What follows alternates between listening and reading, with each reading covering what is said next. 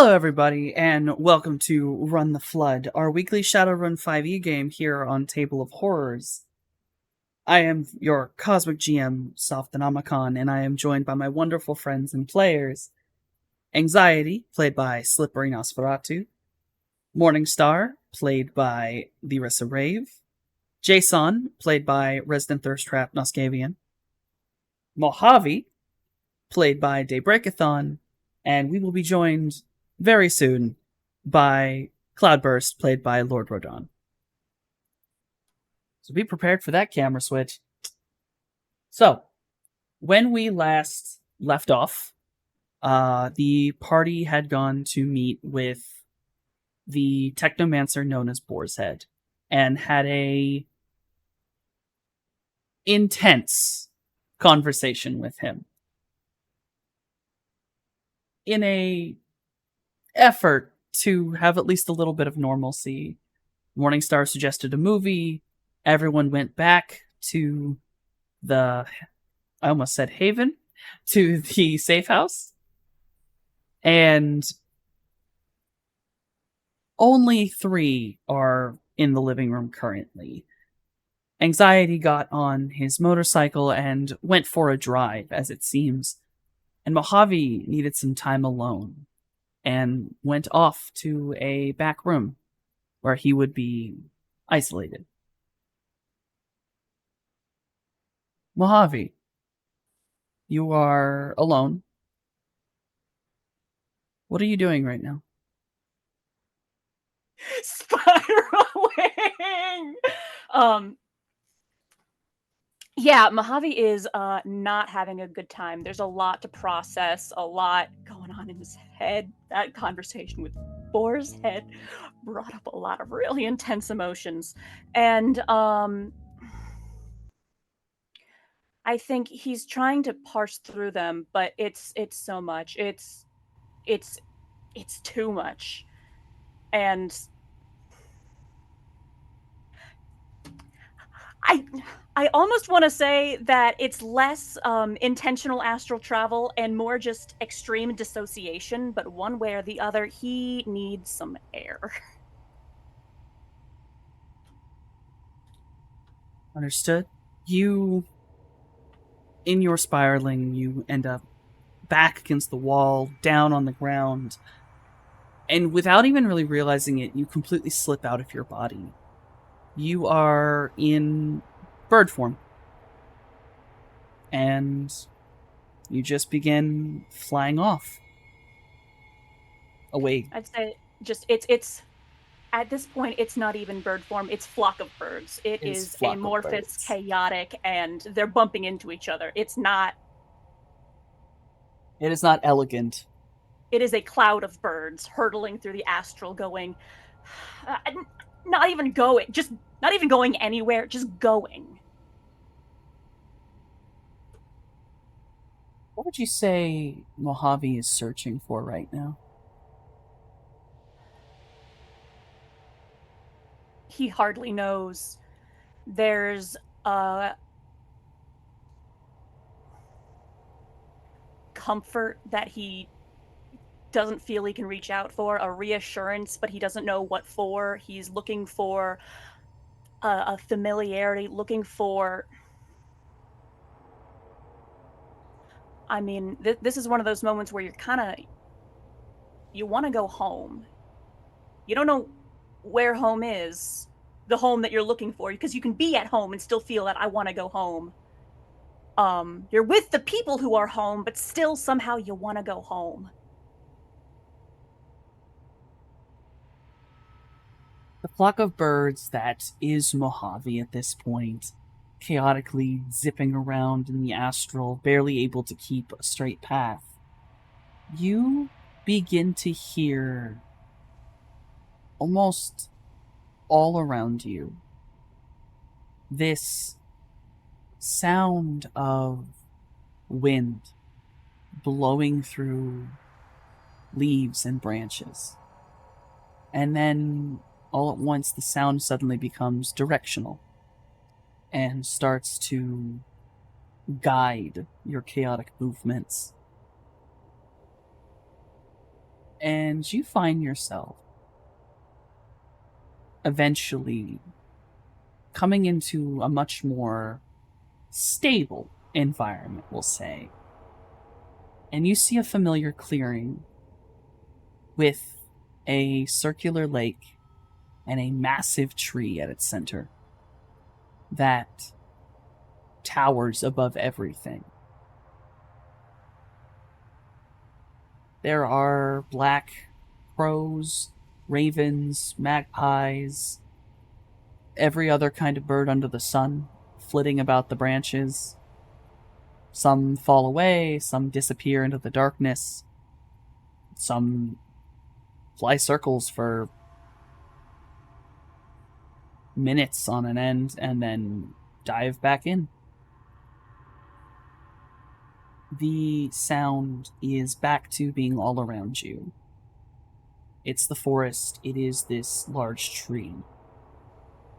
And there is a warmth coming from the tree. This intelligence and comfort reaching out for you. Yeah, this familiarity, this warmth, this, I mean, I've been here before. This is the tree where I first really started getting in touch with spirit anything. Um, this is the tree that was in the memory of when I came to life. What can we do but try and seek solace in its branches? Do you remain as the flock of birds, or do you think you begin to solidify into one? Um, Astrally, it's that's what kind of question is that? This is a mental state, but we'll say that coming near to the tree is a solidifying experience. It's not really helping your mental state immediately, but at least your body is not as chaotic. You can feel at least a little more pointed in your viewpoint, as it were. Even if there's still a flock of birds, they're at least organized in a nice V formation now. Yeah, they're a little more, they're all on one branch, so they're all safe. And you'll end up in the branches, and the tree is warm to the touch for you. Your many bird feet can feel it as you stand atop it. And while in contact with it, you hear an extremely gentle voice. It might be a woman's, but it is hard to tell. It's gentle, a little bit higher pitched and soft, but it doesn't really have. It almost has an inhuman quality, and it's this gentle, non specific lullaby.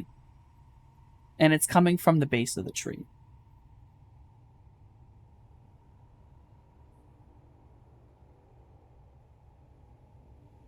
I the instinct is to move closer to seek out this presence astrally, psychically, whatever the physicality of this moment is.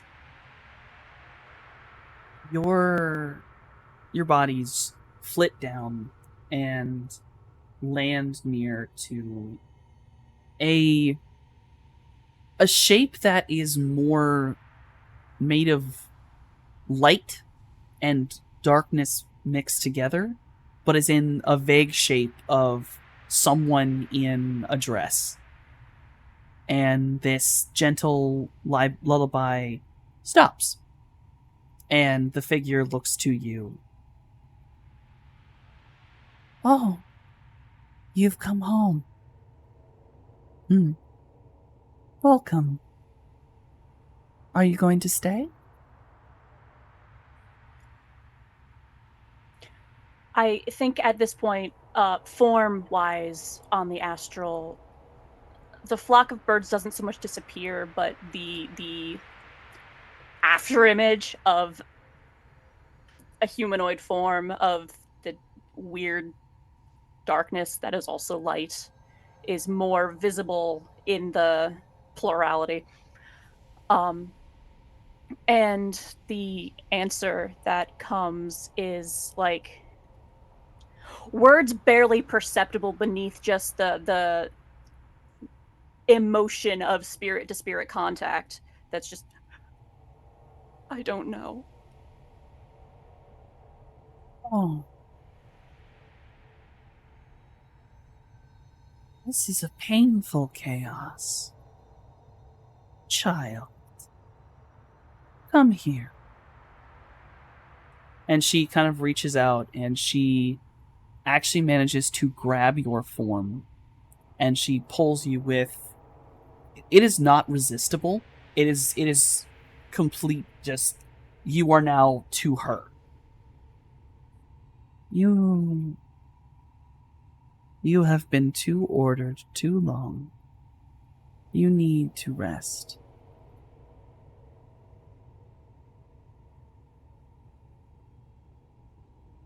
Your mind is not made for chaos. Not anymore.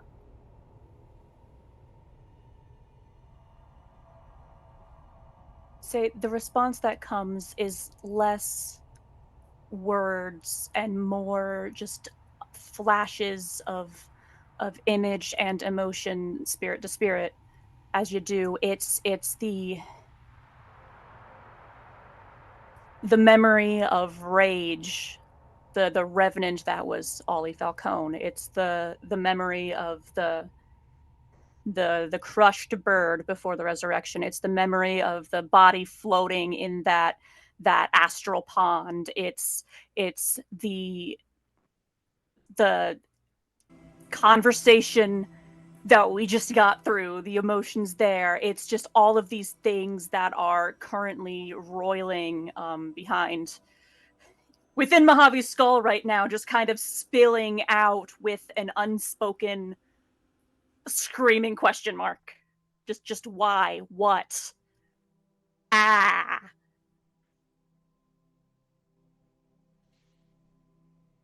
There is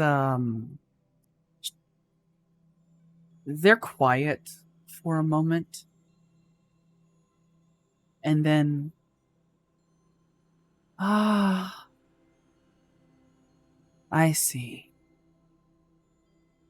The structured mind feels confusion, shame,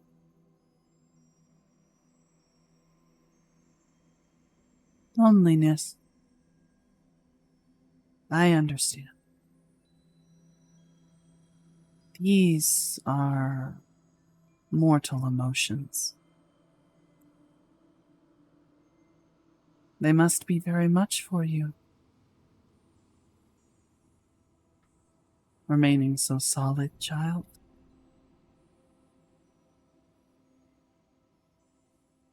You What do have you come. mean? Hmm? What do you mean?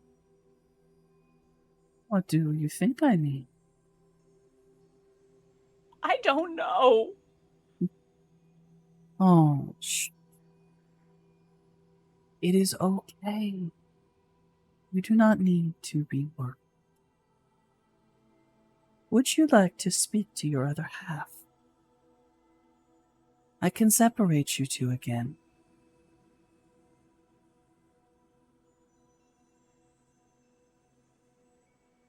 Sort of a long pause.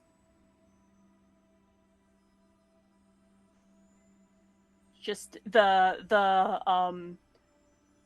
vaguely bird, vaguely human amorphous mass that is his astral form currently is swirling as he just has that conversation with himself. Then,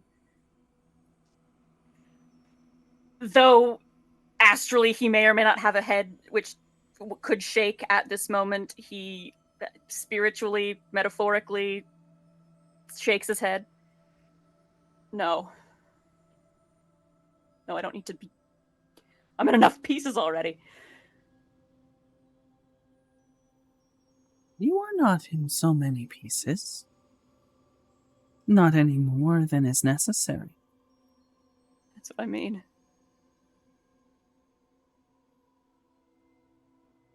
What am I?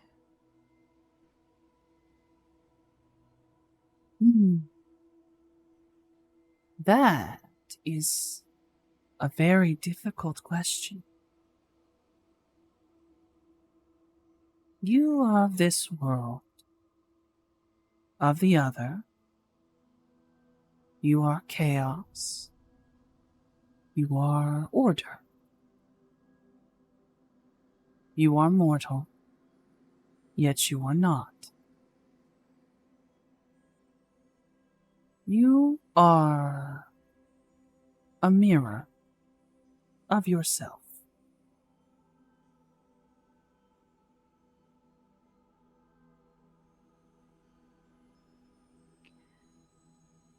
You remember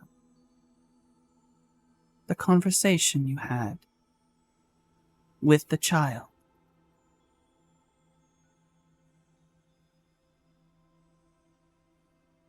Which conversation? The one at your birth.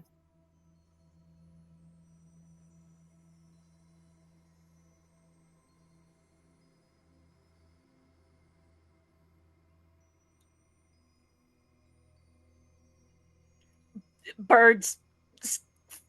Cloud disperses quickly. He's trying to see if he remembers, but nothing's coming to mind just yet. And nothing is coming to mind. It's like the last thing you remember was you didn't remember conversation in your memory. That memory you had was conversationless. Yeah. So the birds, the amorphous mass scatters and becomes that little bit less solid. As he's racking his brains for something that is not there. Oh no. The waters took much, didn't they? What are you talking about? Let me show you. And she raises her hands out, and you watch as some of the birds that were flying, kind of like circle pattern. Hold on, gotta switch cameras. The birds that were flying in a circle pattern of type suddenly just straight up nosedive right into the water. And you watch as they strike the water and it's like they hit concrete. They're not diving in, they shatter, the water remains still. And you watch as the dark shadows, the particles that are left over descend gently on top of the water and then sink.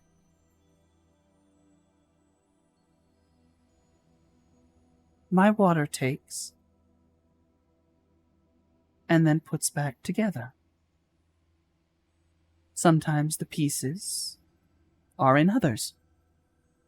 And you watch as the particles, so about 4 birds came down and slammed into the water. They were about the size of like ravens or other large birds. And out of the water rises 6 much smaller birds, magpies. And they flit off. I fear another of the children may have taken that memory. At least some of it.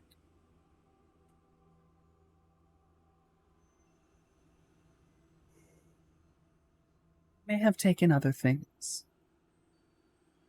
It's uncertain. But I can tell you, if you want to know.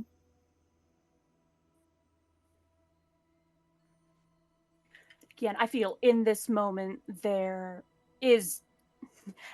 astral emotions on display, the shifting colors of his aura. There's the overwhelming pain, the hurt. There's also just this glow flickering of rage there as this conversation is happening. Almost at war with a despair that's trying to smother it. But in words, the answer is, tell me. You came to us, falling,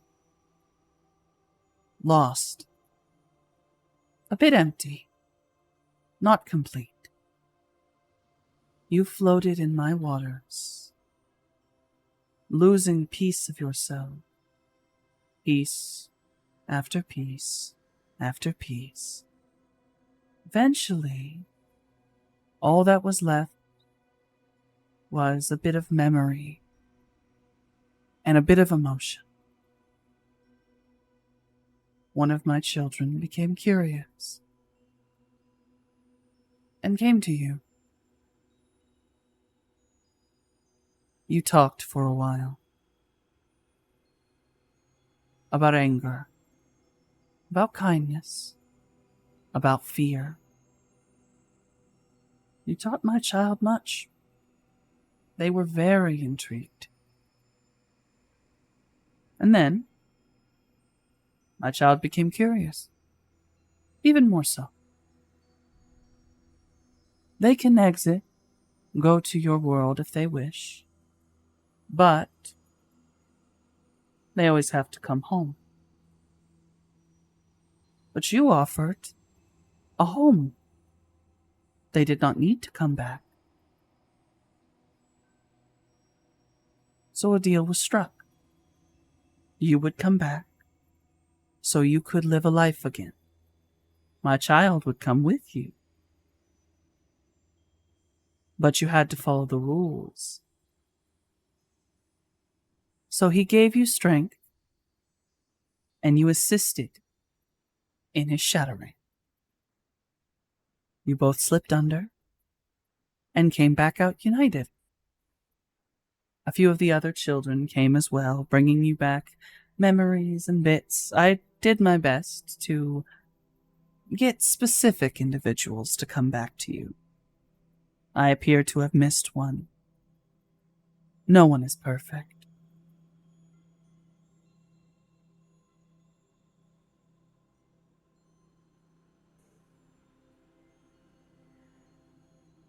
I don't understand.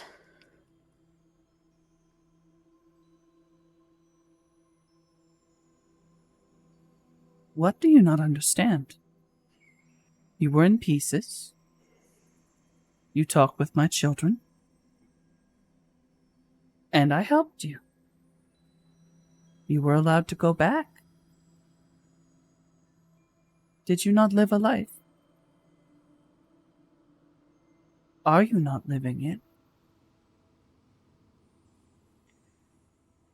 What was... What deal? What rules? What terms? What's going on?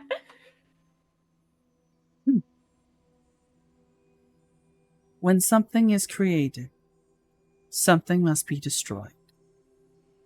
I enjoy that rule. It's fun. You were being destroyed. Bits of you were being taken to make the children. When you made the deal, the others agreed. They would come back, give you back what you lost. At least most of it.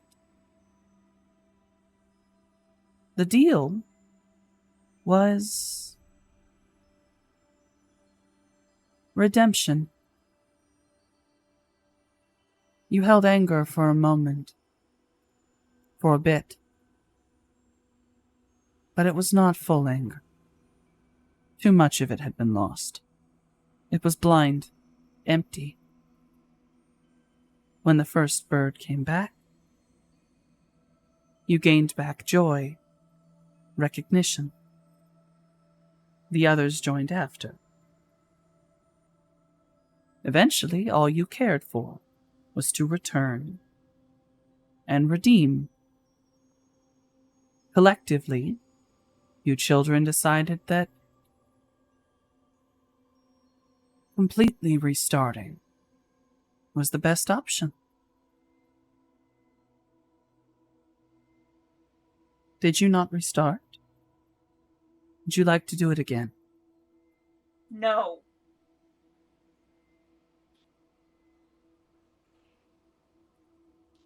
Hmm. So the shapeless mass is still very much swirling. It has not slowed down, but the color is pulsing more steadily now. It's not flickering, but pulsing.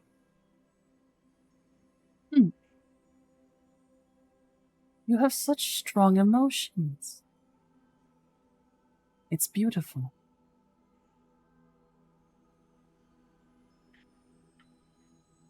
I know you are upset. I understand.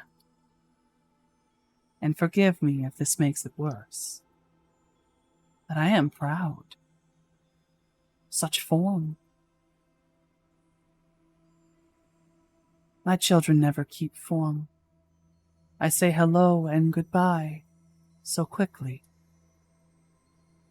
It is nice to see one of them age, grow, change. Change is very difficult, and for some impossible. Who are you?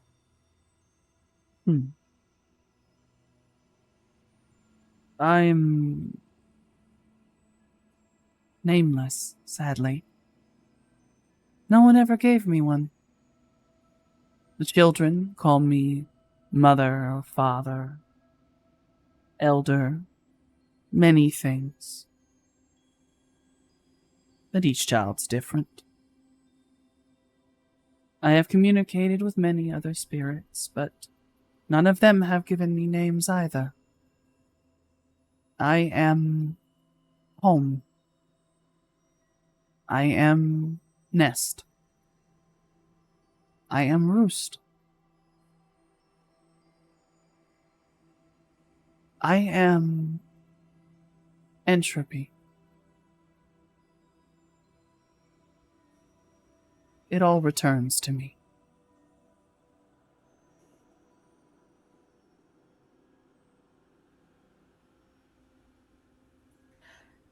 The flock of birds just dissipates and flies off in whatever directions.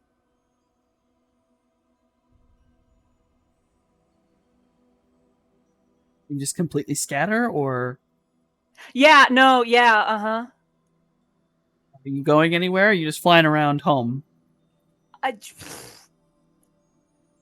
Heck if I know. Entropy be entropying. I'd say that the flock can remain apart for a very long time. Generally, at least long to you. You feel like it's a long time. Yeah, we And are in the astral. Time and space are a matter of perspective. yes, eventually, the flock, the many scattered pieces, you feel consciousness start to slip away. You're not you anymore for a moment. Many members of the flock dive down to the water. But before they strike the water, they are stopped. As if they have been caught. And they are pulled in like they're in some kind of fishing net back towards the figure at the bottom of the tree. And he collects one by one and puts them on the ground. And more of you seems to separate and deviate. Try this over and over again, and home constantly drags you away from the water, pulls you back.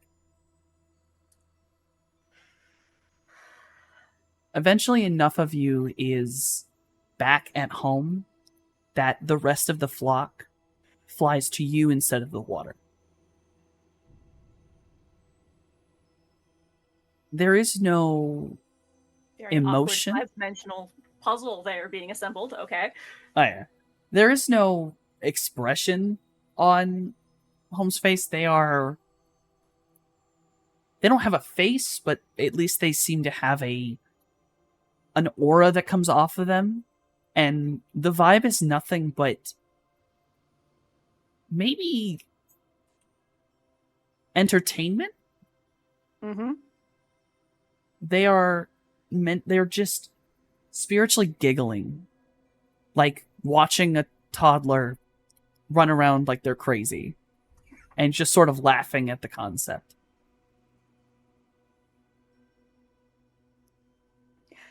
Yeah, I'd say, if anything,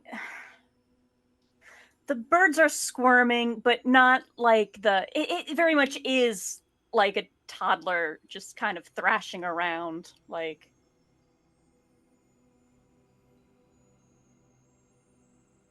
Except in this case, the toddler is a swarm of birds. Now, child, please do not be brash.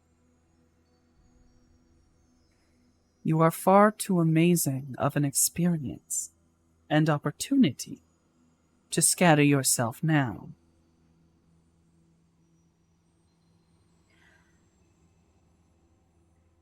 I'd say that the plural nature of Mojave's being right now, there is. I can't think of a better way to phrase it than he speaks in two voices, and one of them says, "I understand," while the other one beneath it, layered, shouts, "You can't tell me what to do."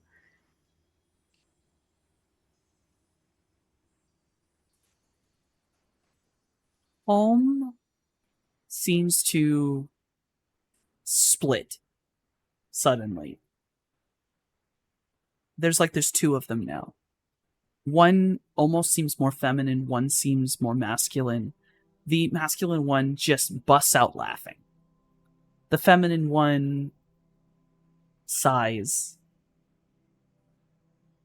And then together, just with different intonations to the way they're saying it, they both say, "Now that is a very chaotic answer. Just what I would expect. And I can't tell you what to do. I can only intervene so much."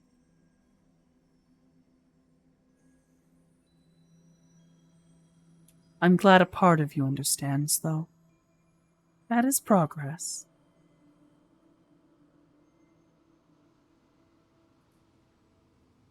The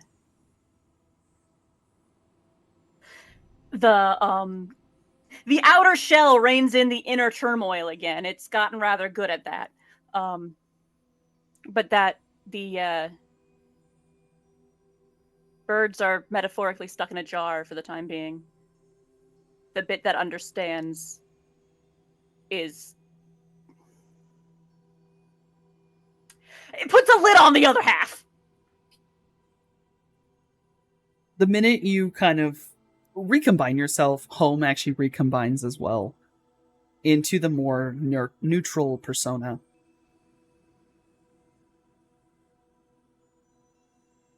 There you go. It's in your system, still. We're going to have to deal with that. Or sadly, you're going to have to deal with that. Deal with what? The inside.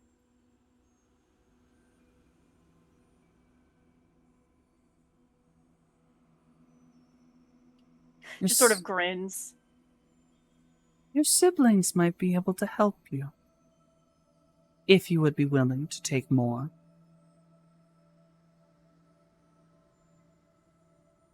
Help me. In what way? Yes. Give you...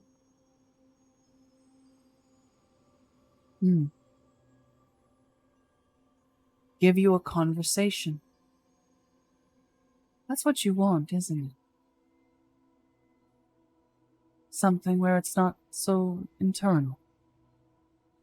It's not only bottled up. You can bottle it, but I fear that you will return to me again. You will tantrum again. And the next time, I will not stop you from the water.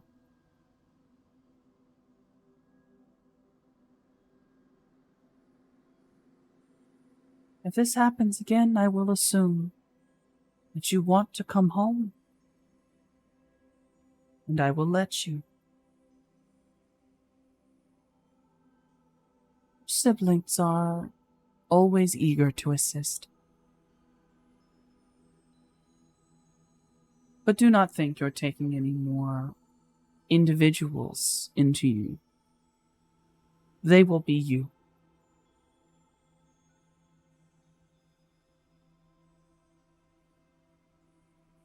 I'll keep that in mind.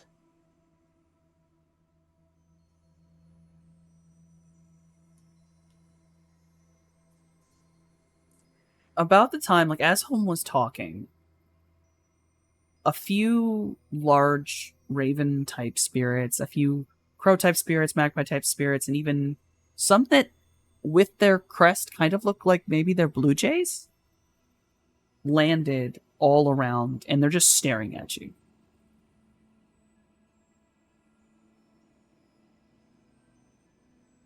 You say you keep that in mind. Which one?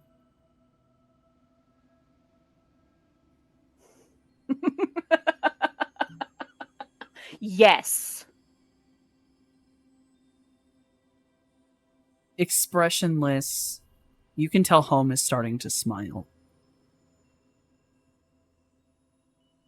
There we go. That is the correct answer.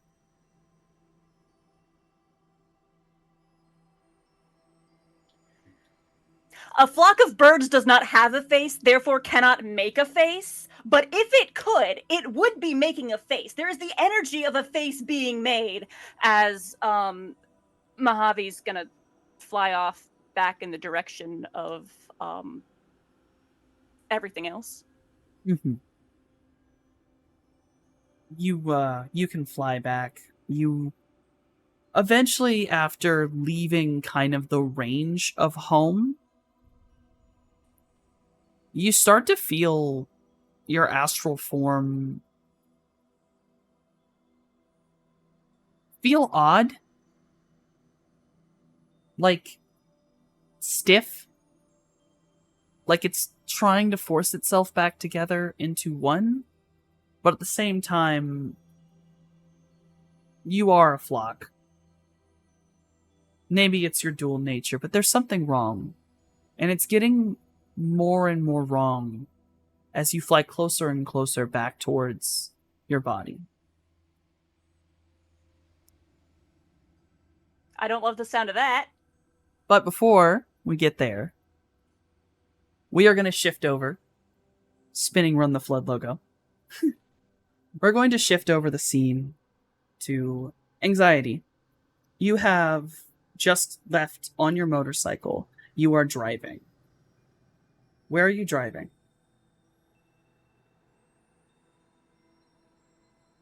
At the moment, Liam is on the way to the interstate, but is not taking a direct route. He's still trying to figure stuff out. Understandable. So you're trying to you're basically heading towards the interstate, but you take the long way around, kind of sliding past a few separate places.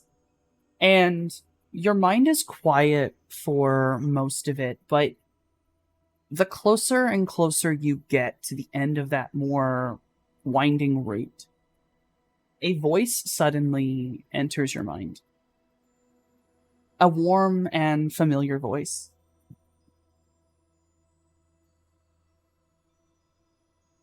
Are you all right? You're upset.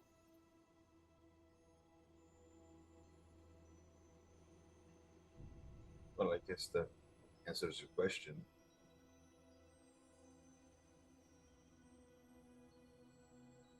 Where do you think you're going?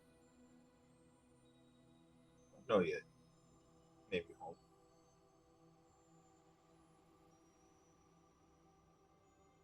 I'm actually sorry. Can you say that again? I don't know. Maybe home. Home. Which home? My family. Is that a good idea right now? As opposed to what? Well, you would be leaving others to possibly die. Like my people? I would be leaving them to die if I didn't go. Why do you think that? They're being killed right now. Yes. We are. Yes. But At what point does the world that does not want my people stop asking me to do things for it?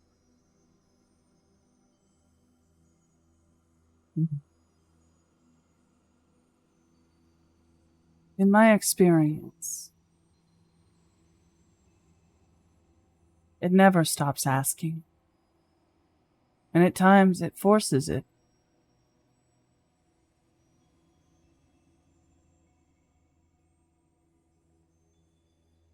But I don't think that leaving the world to die is a good idea.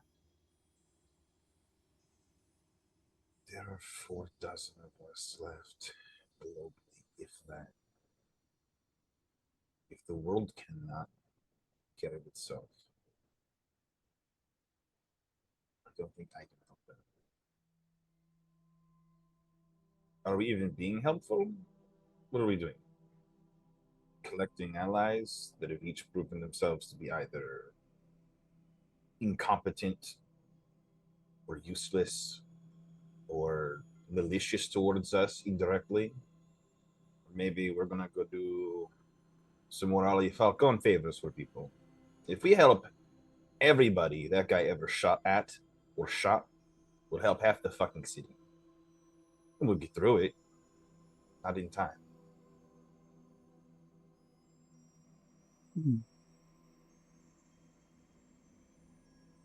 You are correct. If you helped everyone he ever shot. But that's not something you all entirely have to do. Not right now.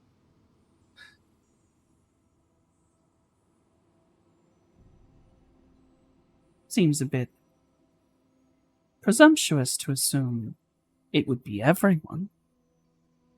Every time you run into one, that's what it's become. Every time so far.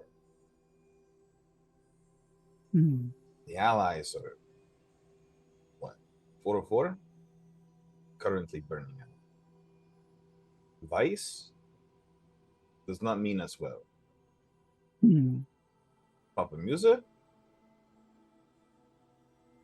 Okay, that's one guy. Doesn't seem to be doing too well on his own.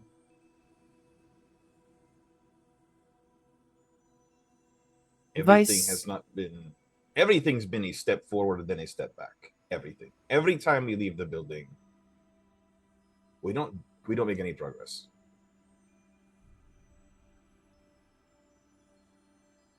I have been watching. You have made progress. Maybe not as visible as it could be, but I see progress. Also, Vice is honestly harmless to someone like you. To my people, my children. I believe in the strength of your will. Vice is not dangerous. Musa and him are two sides of the same coin.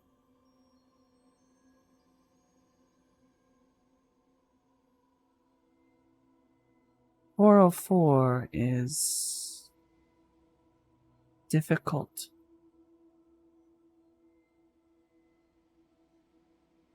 She is a woman pulled in many directions, including away from her own metahumanity. We'll put it this way. I have been unconditionally kind, supportive to those I feel deserve it. The group, right now, is worse than when we got here. Jay is afraid of his own skin, literally. Morningstar is 40% self-doubt by volume. Mojave is actually going fucking insane, I'm pretty sure. Cloudy, just a handsome guy, I think.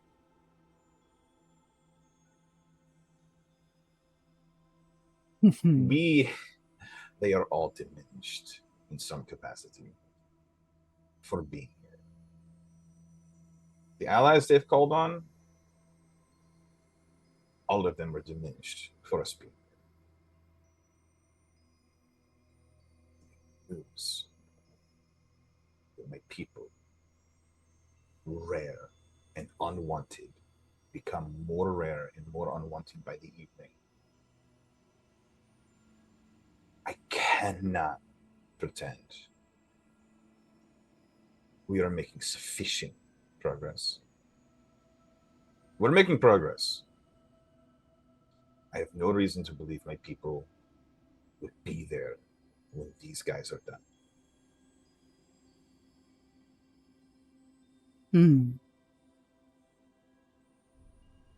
Frankly,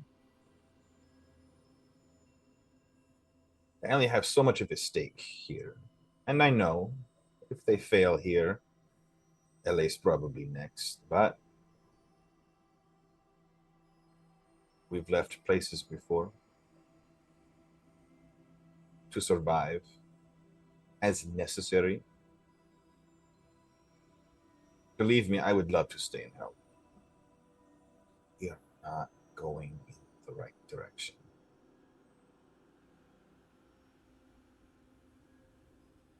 And apparently, I don't know when we'll ever strike. The woman was standing in the road. Didn't even try. As opposed to what? Waiting for her to be in a fortress? She would have Surrounded by killed you. guards? Okay, when does that change? When we have 40 people to help us jump her? Yes. She can only handle many- so many spirits. And we have gathered 3 people, maybe 4, in as many murders. If we wait for 40 allies, there will be 8 of my people left at this rate. If you leave now, there will be none. Do you not see it, child? She knows you. She sees you. She knows us. Now, when you're here, one who has destroyed a grand spirit, now the people are being attacked. You are being summoned away, pulled away from her and another grand spirit. I give you my favor and my strength. She fears it. She is not there causing this. She is here. If you go now, I fear you will die on your own. The people here will mostly die on their own. We will lose many. We may even lose Vegas' spirits, leaving it helpless. LA is next.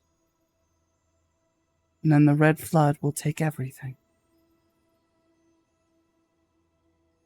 So you're Maybe. telling me Hmm. that the fate of the world depends on my ability to spin kick within the city limits of Las Vegas. That's silly. That's actually silly. If I was saying that, it would be silly, child. Your presence is helpful to them.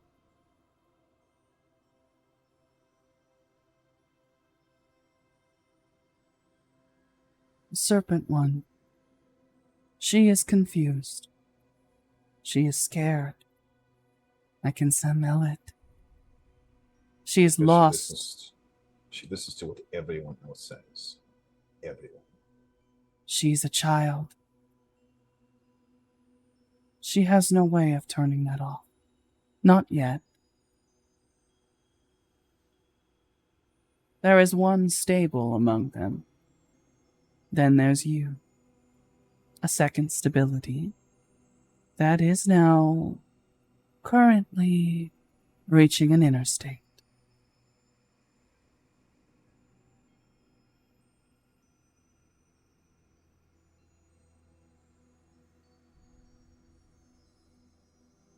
I will not tell you that you cannot go home. I tell you what I have seen and what I know will happen. I have made my decisions a long time ago. I am too separate to assist.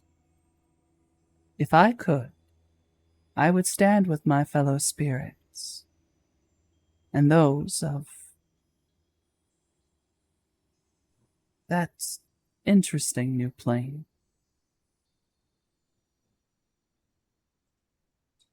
But I can't stand with them.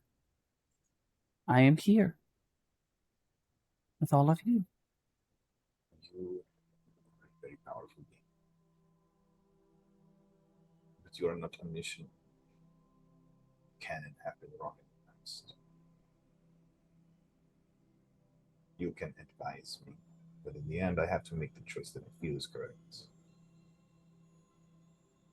It doesn't feel good to just let my people die. I sit here on the strip doing favors for petty minor factions.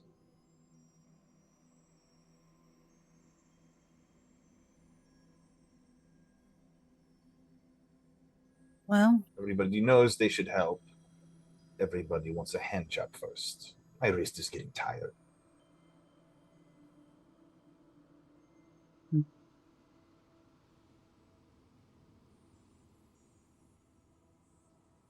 well, if that is your thought process, then perhaps you should go home. Spend the time you have left.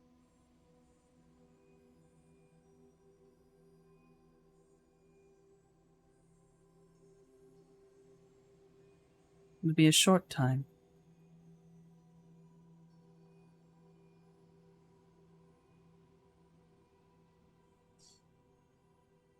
I mean, if things get that bad and the whole city dies, they'll glass it. They've done it before. If they can move fast enough.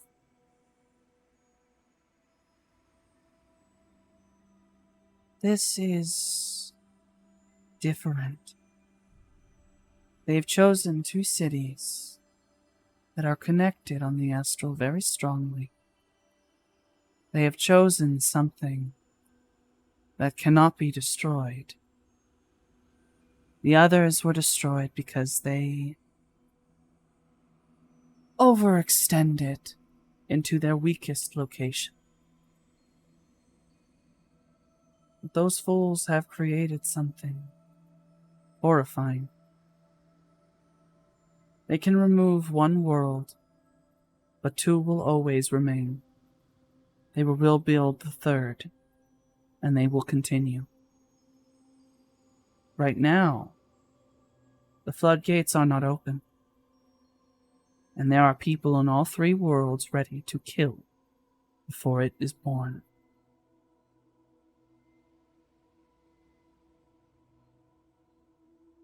I suppose you are not necessary. I suppose that I do not need to be there with my friends, with my fellow spirits. My selfish desires should never affect my children.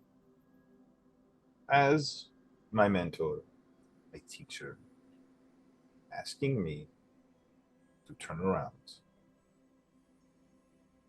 go be supportive, forget that my people are being tortured to death. Wanted that somewhere else where I could go. Are you saying you believe your opinion is infallible in this? And there is no chance for me to save anyone. As I go back, play patty cake.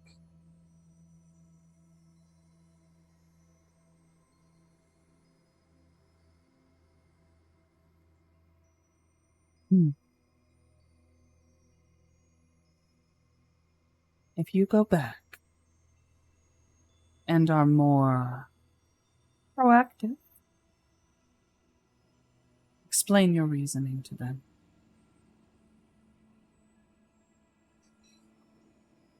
Or go forward. You can collect everyone and leave. Run more south. But make sure they all come with you.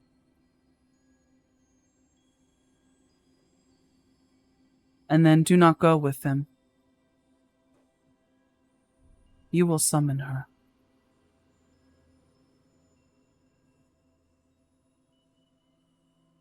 Avira is still inside you.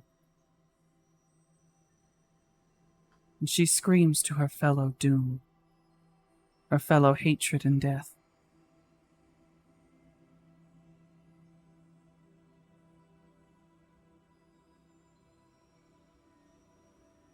I do not know if I'm infallible in this thought process. I know that I can smell Avira. I know what that foolish, false spirit will do.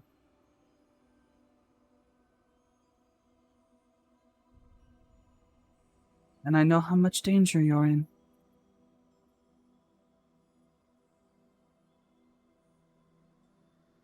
I know how much danger that they all will be in.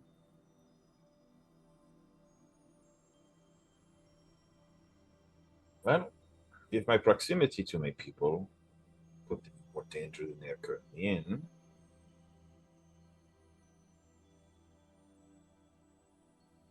guess I can turn around and then stay away. That is good. Don't have You that may mental want to loads. turn around very quickly. Yeah? I think you'll be able to feel it soon enough. And you feel this, sensation on your back. And by this point, as she's been talking to you, you've been talking to her. This is obviously occurring very much on the physical plane. You reached the Interset State area a while ago, and you're maybe only... You're only, a little past a mile out of the city. You can still see the city. It's... You're not that far away at all. But you feel this sensation on your back of... worms. Something squiggling, something bug-like on your back. I would like to know if you would like to stop your bike and turn around. I'll definitely slow it down, but not turn it around. Probably stop, pull over. If you are to look behind you, you will see a very large red wall is crashing down into the ground quickly. It is something akin to a mana barrier, which you do know of. This one, though, is much thicker and more opaque, and it looks as if it is moving, pulsing, almost beating.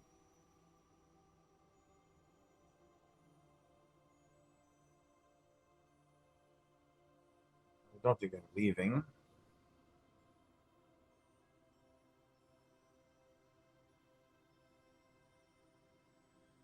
Sorry, can you say that again?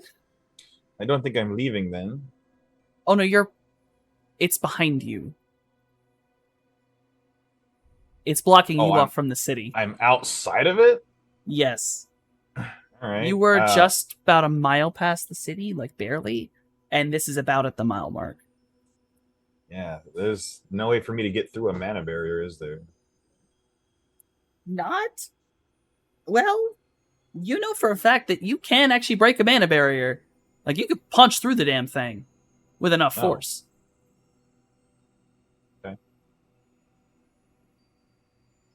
Would you now like to turn your bike around and head back towards the mana barrier, or head towards LA? Speaking to his spirit again. Mhm.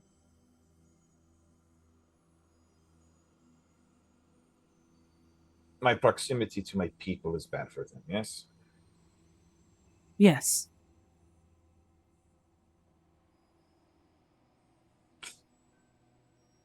So what do I have?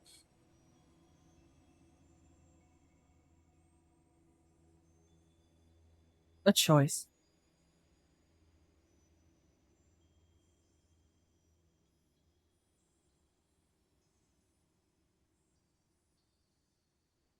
Okay.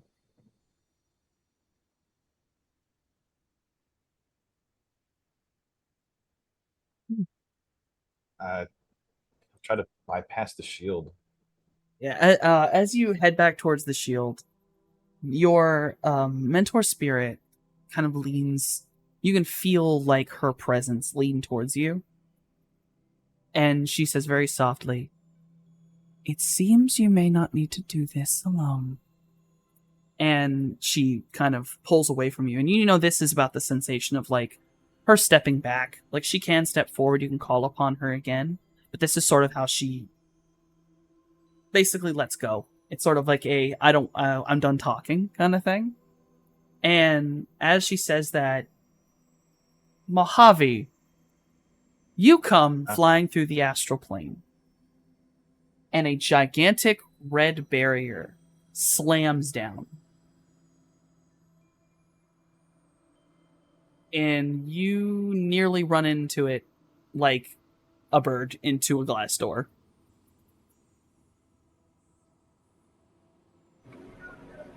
You're muted, Day. You're right, I am. Oh, All no. I said though was, yep, So, yeah, no, yeah. The moment you're anywhere near it, you feel this disgusting feeling. It's awful feeling.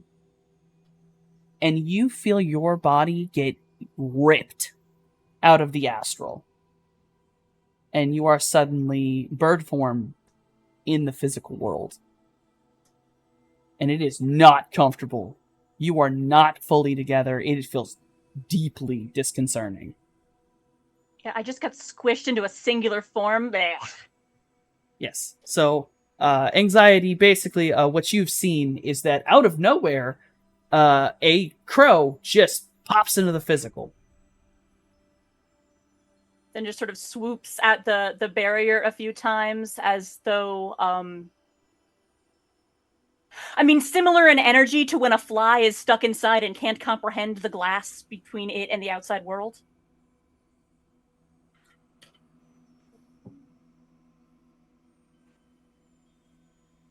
Holy shit. Do I like know Liam is there? I will say that if either one of you has obviously your astral sight and you're looking out, eventually, if you look in each other's directions, you will immediately notice a familiar aura. It is not you spend much time, or at least a good bit of time together consistently for the last few days. You are very aware of what each other's auras look like. Yeah, I imagine the frustrated swooping at the mana barrier continues for a bit, but alas, I am bird. There's only but oh hey, there's a familiar face, color in space. I'm gonna go and land on his shoulder. Reach up and like kind of somberly scritch. I mean, gesture of friendship. We're leaning into that scritch. Excuse me. Hey there, guy. What are you doing out here? Making a choice. A lot of that going around. Yeah, shit sucks, but it has always sucked. Nod. So? I will make the choice I have always made when shit sucks. What choice is that? I choose to be happy. It'd be so easy to do the other thing. I'll actually say, if Liam, if you have your astral sight engaged, there was still a there was a rage in Mojave's aura that was there and it was there when he swooped the aura, and it was still there. It had been there, but at that comment, it dies down a considerable amount.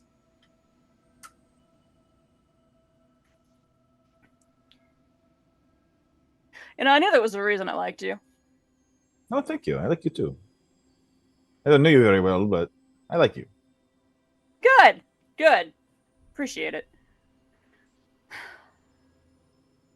Somebody put the city in a bubble. Well, somebody. They put the city in a bubble. Yeah. Yeah, they sure fucking did. There's no way no one notices this, right? Oh, no, I'm sure they do. And there's the corpse, there's the local governments. There's no way no one notices this eventually.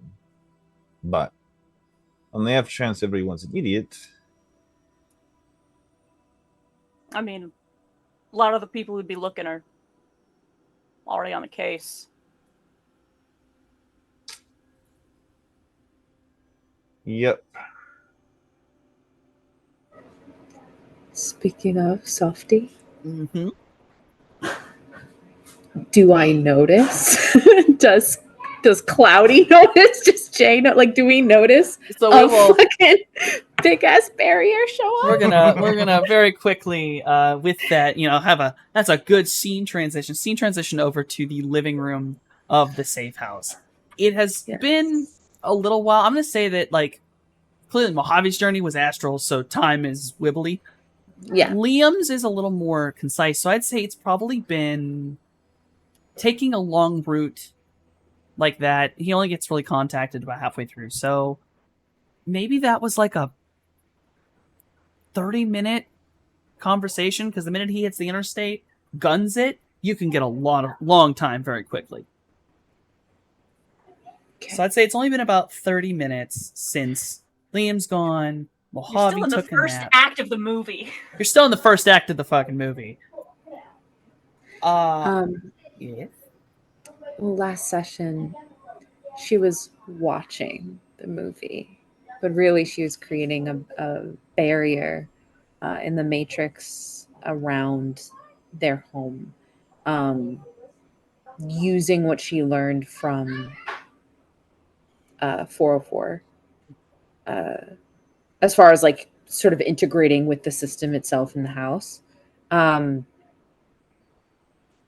She felt them both leave, rather than like having perceived it with her own eyes, but she felt them leave because she felt them sort of exiting into different spaces outside of the house, right?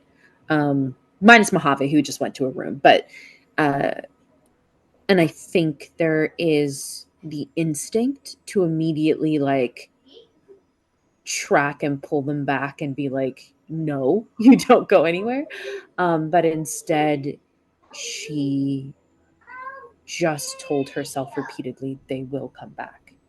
And focused her energy on protecting the house. So, with that being said, would she feel anything while she's in that space?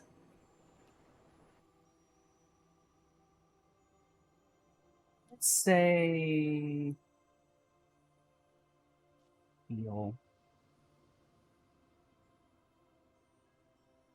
Yeah, Mhm. no. Well, you're in that space. I'd say about around then.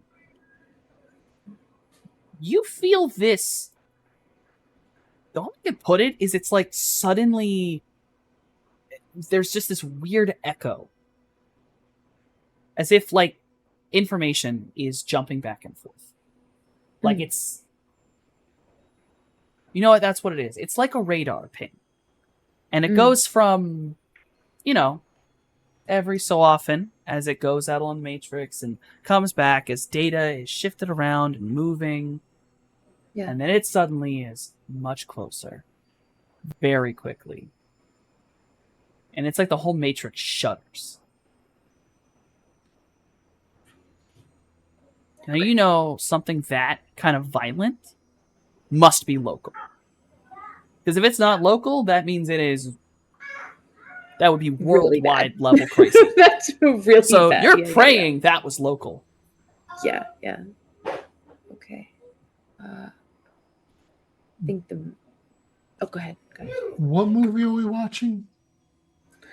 What did we call it? Atlantic something. What did we Yeah, call you it? suggested something with Atlantic Edge, something like that? Atlantic Edge. You're watching Atlantic Edge. Because you're watching mech-related things. Yeah. Because we're totally watching not Pacific Rim. Yeah. Right, no, not that. No, Not that at we're- all. We would No, never. we're watching Atlantic Edge, sir. Mhm. Yeah, guys, this movie Atlantic Edge is awesome. I mean, look at these heroes kicking the shit out of these kaiju monster things, you know, coming up from the canyon and all this Mhm. stuff. It's so cool. I basically have one of those. It's just not as big. There's like a faint movement on her face. It has nothing to do with what Peach just said. It's in reaction to this like thing that she's felt. I mean, I'm assuming that each of them feel a separate thing Yeah, before I say anything out loud. and I'll even give Cloudy, you kind of get this double fold, so I'll give it to Jason first. Jason, you feel a literal like that, you know, that chill run down your spine. Like it is Mhm. it is uncomfortable. It is a big chill. You're like, oh God. Cloudy, you feel that. Actually, Morningstar, you do too, because you also have a physical body. But Yes. Cloudy, you also hear it's like this disgusting noise. Like a squelch of like something organic being crushed. Gross. And then there's just very, very, very gentle, but constant. Sounds like a heartbeat. I rushed to my own little like lodge I made in my room to kind of partially bunker through whatever this is coming my way, but otherwise, full astral looking everywhere. You will see that there is a massive, gigantic mana barrier that is absolutely centralized at the biodome. And it is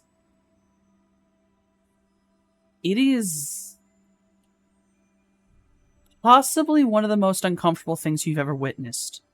Because, like, if you were at a small point, like with Mojave and Anxiety being very close to the edge, they'd only see a small portion. But from where you are, you can see all the edges and the top. And it's just a patchwork of different auras, different souls, mashed and twisted together into this just honestly grotesque mass. If this was the same way as it feels here in the physical world, at this point it'd probably be rain and blood.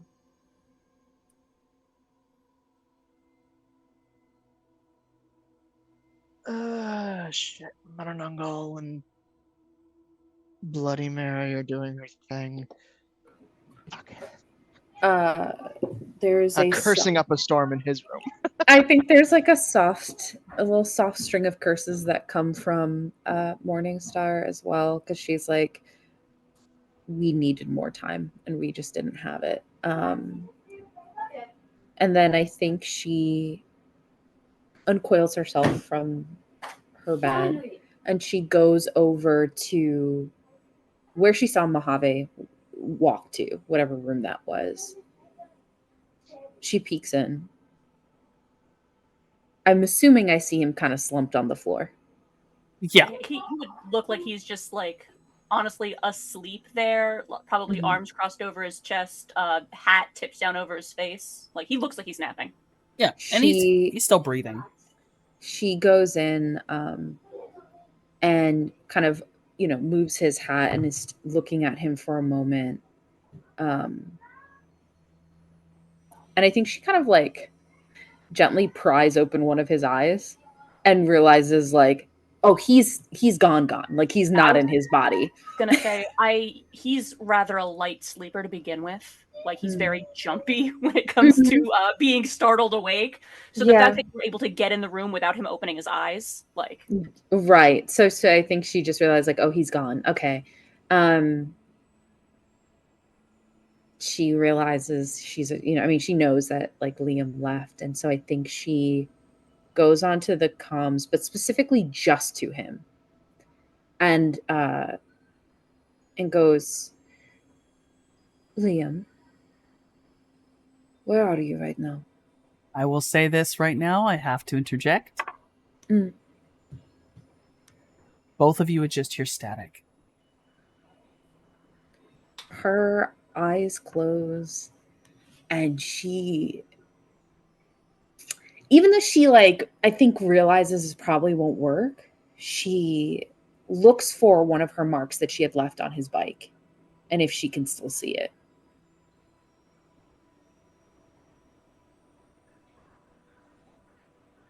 There is maybe it is like looking through, like as if it was miles away kind of noise, but you can definitely it's there.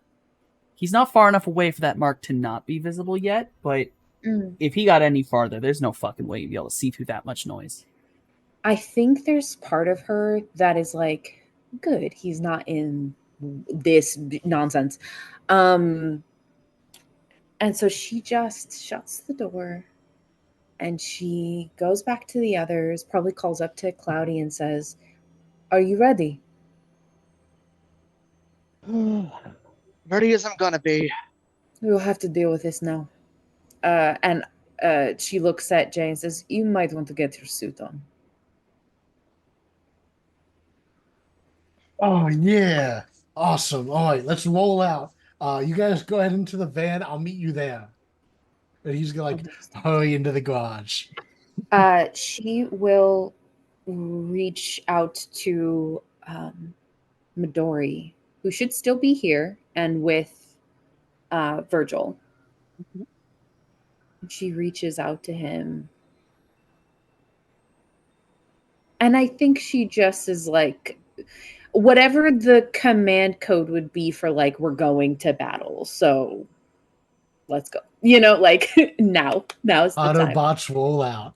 Basically, but in code, right? I think she is trying very hard to not let her mind wander because she can't afford to let it. So she reaches out, lets Midori and Virgil know, like, it's fucking go time. Get your asses up. I don't know if it'll work in the city, but she will try to reach out to 404. You will actually get a call from 404. And it is very fuzzy. It is noisy and kind of busted. And all you can hear is, "I'm sorry, static.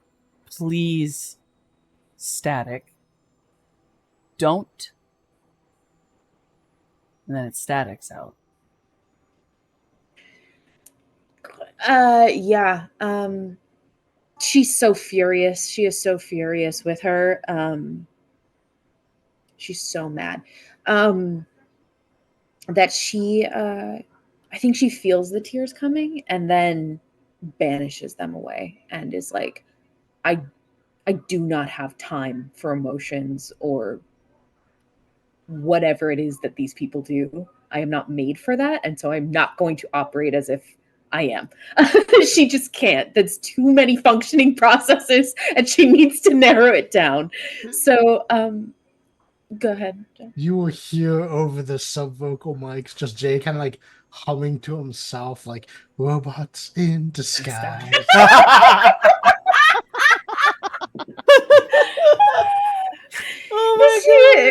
She just shakes her head like, whatever will get him to get the fuck out there. She is like, I think her last thought, like her final thought before she gets into the van, is that they will come back. She refuses to believe that they're gone, that they've abandoned. So she's like, nope, they're gonna come back, and that's that. And she gets into the car, kind of make sure that she's strapped up with her armored coat and her one gun that she has. Yeah. And then I don't know if Midori and Virgil are coming with us, but you know. Virgil is shaking. He is nervous. He's scared, and he's just kind of stuttering, like, "We didn't finish the thing. We don't know if it worked or not. I know. We don't I have a side for the magic one. I know. But we will have to make do. But we could just stay here. 404 could come back. We could just stay here." I wish that was an option, but it is not. And I think she kind of like just gestures with her chin for him to look out one of the big windows that they have, so that he can see, like, because he also is able to sort of see like astral things too, right? Isn't that? Yeah, part of he's his able stuff? to like, he's Perceive. yeah, he's being very careful, but you can hear the clicks as he tries to let in more and more of his abilities. As he's looking out, he clicks it all the way back down. He's fucking panicking. Mm-hmm. I can't do It's it. all right. It's okay. I can't We will see do it her together. again. You won't have to. I promise. You won't have to. Okay? You will tell me what needs to be done, and we will do it together. You don't have to see her, though. Okay?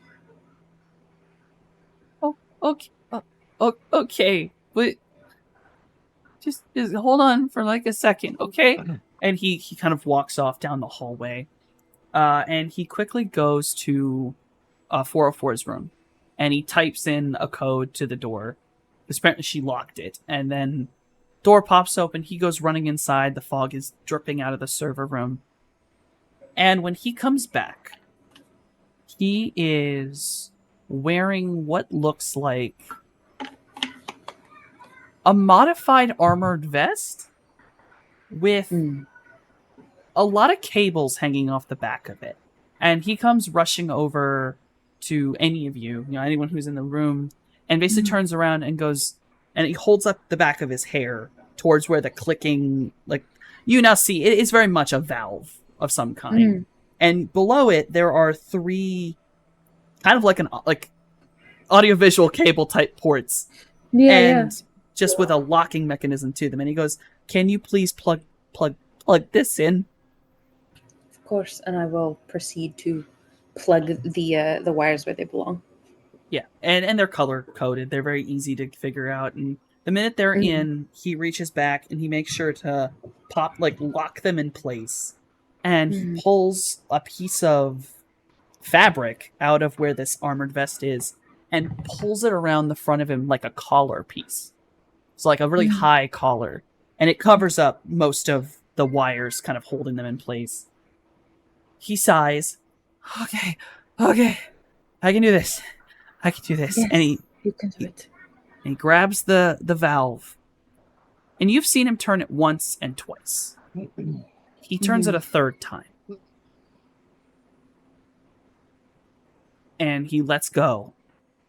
And he's been shivering and shaking this whole time. He's stuttering. He's confused. He turns that last one. And his back straightens. And he stands up. And even as Virgil is a teenager, but he's actually he's pretty tall comparatively, like what he should be. He's not tall, Yeah. but he's 5'10". Tall and for his age. Yeah, he's 5'10". He looks finally 5'10". For like we would be remiss to think he's like 5'6", 5'7". So he stands all the way up. He lets his hair fall over the valve. And he turns around to look at you all. Okay. I maybe got 2 hours, and then I need to rest. We can do this in 2 hours. Come on. Okay. And she will make a space for him in the car. Midori, I assume, is with him. Yes, Midori is. Midori had run into 404's room, and Midori comes running out of it, and he has a little mount on the back of him. And it doesn't have anything on it. And then he goes skittering into the garage. And Jay, you see Midori. He runs through the garage and he climbs up towards the links. And he starts ripping shit apart, looking to find certain wires. And you're just kind of impressed, the little guy. You must have taught him something. He's real smart about this. He rewires some things. He has to kind of downsize, pull some stuff apart. But he directly attaches a Thunderstruck to himself. With some of it is pared down. He's pulled off some of the armor pieces. But when he lands, he is at full speed, which Midori's actually pretty fast. And now he has a Thunderstruck on him. Nice. And after he's done, he lands, he looks at you, and he goes, "We will die happy." And he goes running into the other room. My son. No one else but Jay has heard this. No, I know, but out of game. My son. He goes skitter. Jay's just gonna kind of give him like a, the fist. Yeah, And then- we got this. We got this, and then Jay's gonna jump into the pod of his mecha, and is everyone in the van? Oh yeah, we're in here. Okay, so normally Jay's in the front, but this time, the back of the van's still open, and you guys will see this huge troll coming up into the back of the van. Big and we're just motherfucker. and we'll just walk into the van. The suspension will kind of go down a little bit. He will sit down. The troll will be dressed very much almost like the stereotypical lone gunman gunslinger thing, just armor jacket, duster, a cowboy hat, and then a single Ares Predator. Amazing. On his hip. It's pretty much all for show, but that's Yeah. the vibes, right? That's the aesthetic, yeah. and then you'll hear like his mouth will move and everything. He'll speak, and the speech and cadence will be very much Jay's, but the voice is completely different. Like the voice matches the body. It sounds like a troll. Hey guys, how do I look? And just so you know, if you want to see if this is a real troll or not, the perception check is a difficulty 4. Oh my god. And a sensing is just gonna cut right through it. You'll know. Oh Yeah. Fuck I'm it. gonna, I want. I'm gonna, yeah, I'm gonna do I it. want I'm everyone gonna in do the this. van. Yeah, I want everyone in the van to roll for Uncanny Valley. Okay, I'm gonna do What? perception check right now. I got a Trying to 1. roll even- It looks great. You know It what? looks fantastic. That's a real ass fucking troll. Holy shit. Yeah, we suddenly have a troll on the team. I think Morningstar fully goes, Anxiety and Mojave are going to love your outfit. But she's definitely looking at you with like approval and very much being like, it looks great. Yeah. But also being like, oh my god, what the fuck? Is the car gonna move? Yeah. It So would help if my perception Also looks great to us. Shit looks great. and then look over in the astral, and it's kind of like You just see Jay's little tiny body floating there. Amazing. Yeah, we fucking I guess we roll out. But yeah, Jay will be sitting there, and he'll kind of like you'll see the troll Jay. His head will just kind of slump down a little bit as his focus goes to driving the car because he can't fit in the front anymore. No, He's just no. gonna sit in the back and then remotely control the van to go where we need to go. amazing. So is it fair to say as we leave the garage, right? Is it fair to say that my ability to connect with the matrix, right? Like is everything staticky and like fucked right now? Everything's a little bit fuzzy and messy around you. It's almost a little bit odd. Noise is normally in the Matrix, and it's static. It's white noise. It's with enough distance, it starts to build up. This is like a blanket, like a wet blanket, just dripping over everything. It's honestly disgusting feeling. Yeah. Okay. I will say, when you all pull out, you will immediately be confronted by what appears to be a massive red sheet of what may or may not be skin stretched between 2 buildings, blocking off one of the roads in front of you. That is foul. And outside the windows, you can hear people starting to scream. Fuck. Okay. So, right. So there's like a film of skin, metaphorical skin, that is between these 2 buildings. Yeah. Now, are we talking about in metaphorical? Like meat space, or are we talking like in Oh, the no. Matrix? I'm seeing skin. Like Meat what are space. we, Oh no, this is meat space. I'm picturing. Have you guys seen like Diablo 4? Yeah. Yeah. No, pretty. Yep. That's right there. Yep. Just membranous, weird skin. Yeah. Okay. Should we like drive through this, or what's the plan? I don't fucking know. Meanwhile, third of the party's gone. Right. Her, whatever. They will come back. She looks at Cloudy and says, "You go first. What do you think we should do?" The screams in the background. She's looking so serious with her mismatched glowing eyes. Make a hole. Run through it, Jay. I, as she tells If we- Jay to go through it, is there a way for me, like, is it not existent in the Matrix, or is it also in the Matrix? You know what I'm saying? Just this to is know the- what we're dealing with. The one in front of you is not existent on the Matrix. Okay, so it's purely mood Is it based. Okay. existent in the astral? Yep. Cool. Open up the hatch, drive towards it, Jay, and launch a mana ball at it. Just to right Yes! where it's like head toward to maybe weaken it a bit. Hell Yeah. yeah. Yeah, Jay's gonna be driving full speed. We got our tank modified, so we're going quick as fuck. Oh yeah, Hopefully I it's don't hauling. mistime this. Don't miss time. No pressure. Don't miss time.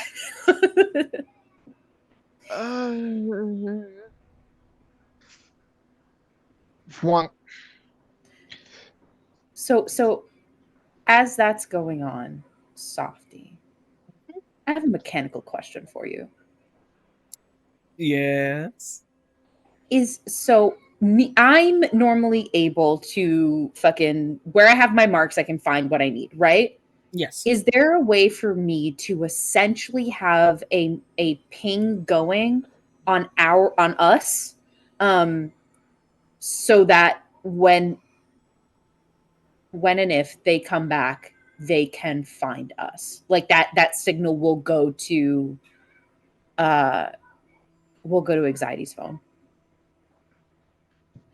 Oh, well, actually, Do you know what I mean? Like, yes. have the mark either on me or on the car, just so that they have a thing that they can drive. yeah. Because we're not going to be home.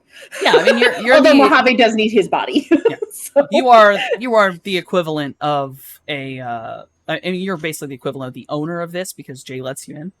Yeah. So no, you can leave a mark and you can send GPS data. Okay, fantastic. So I'm actually going to know- send it to both Liam and Mojave's phones. However, is there a way for me to do that encrypted? Like, is there a role that I can do to For GPS data? just so that other people don't also have my GPS data? Yeah, no fair. I mean, yeah, you can encrypt any data transfer. It's a little harder when it's updating because it's a constant update. It's not just a file.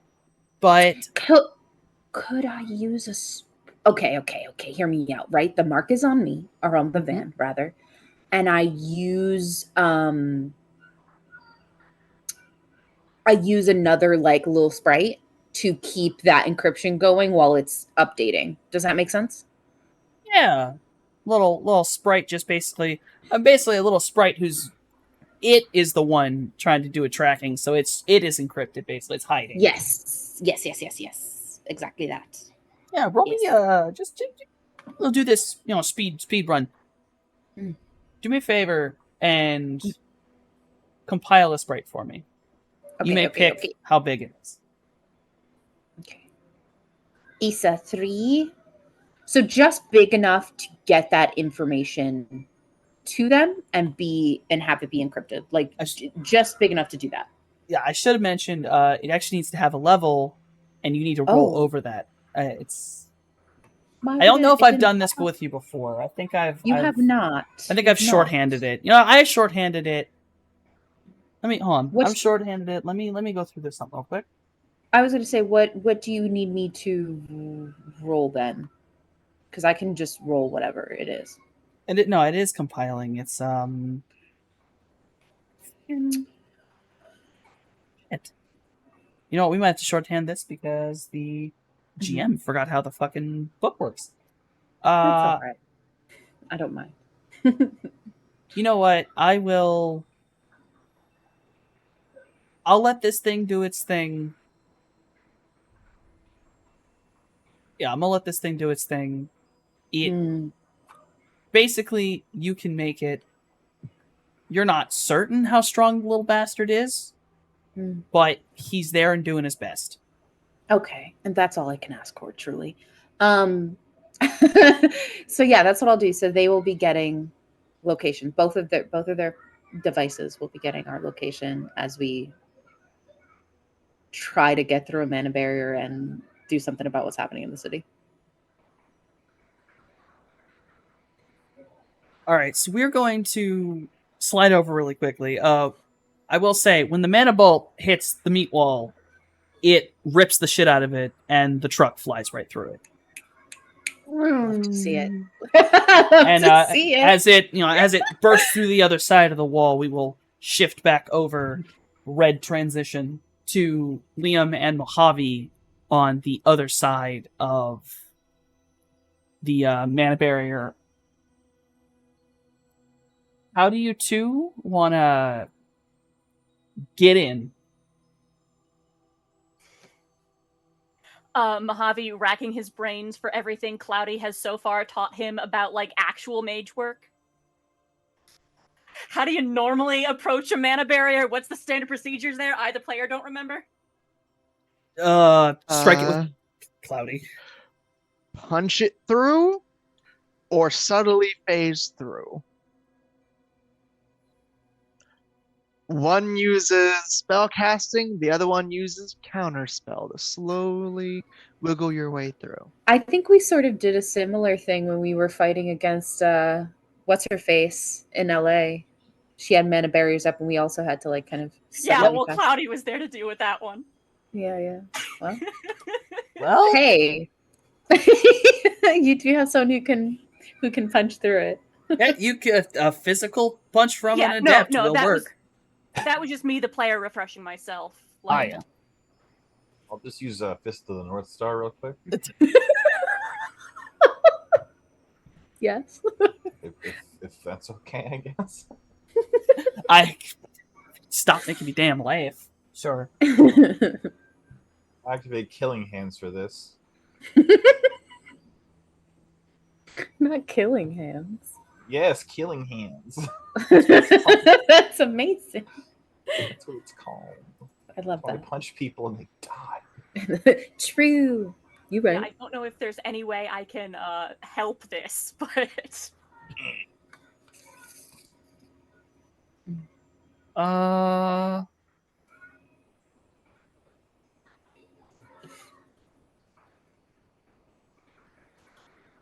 put this one. Liam, obviously you hit it. Like, it's not moving. It's directly in front of you. So thank you. yeah, you smack it, you smash it, and it's like you've if you felt this feeling before, like when you punch into someone's face and you feel a bone break under flesh. Yeah, That's the sensation you get. But your hand does not go through, and you feel a rebound backwards, like hitting muscle.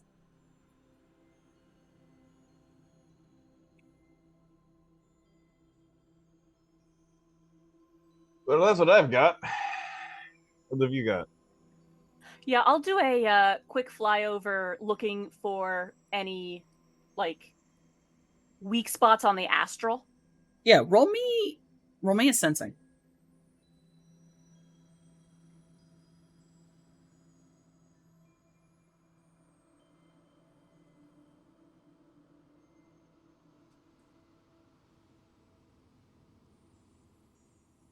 Also, like, taking note of what the thing looks like astrally as he's punching it to find any spots that look like that, but more that we could maybe punch again.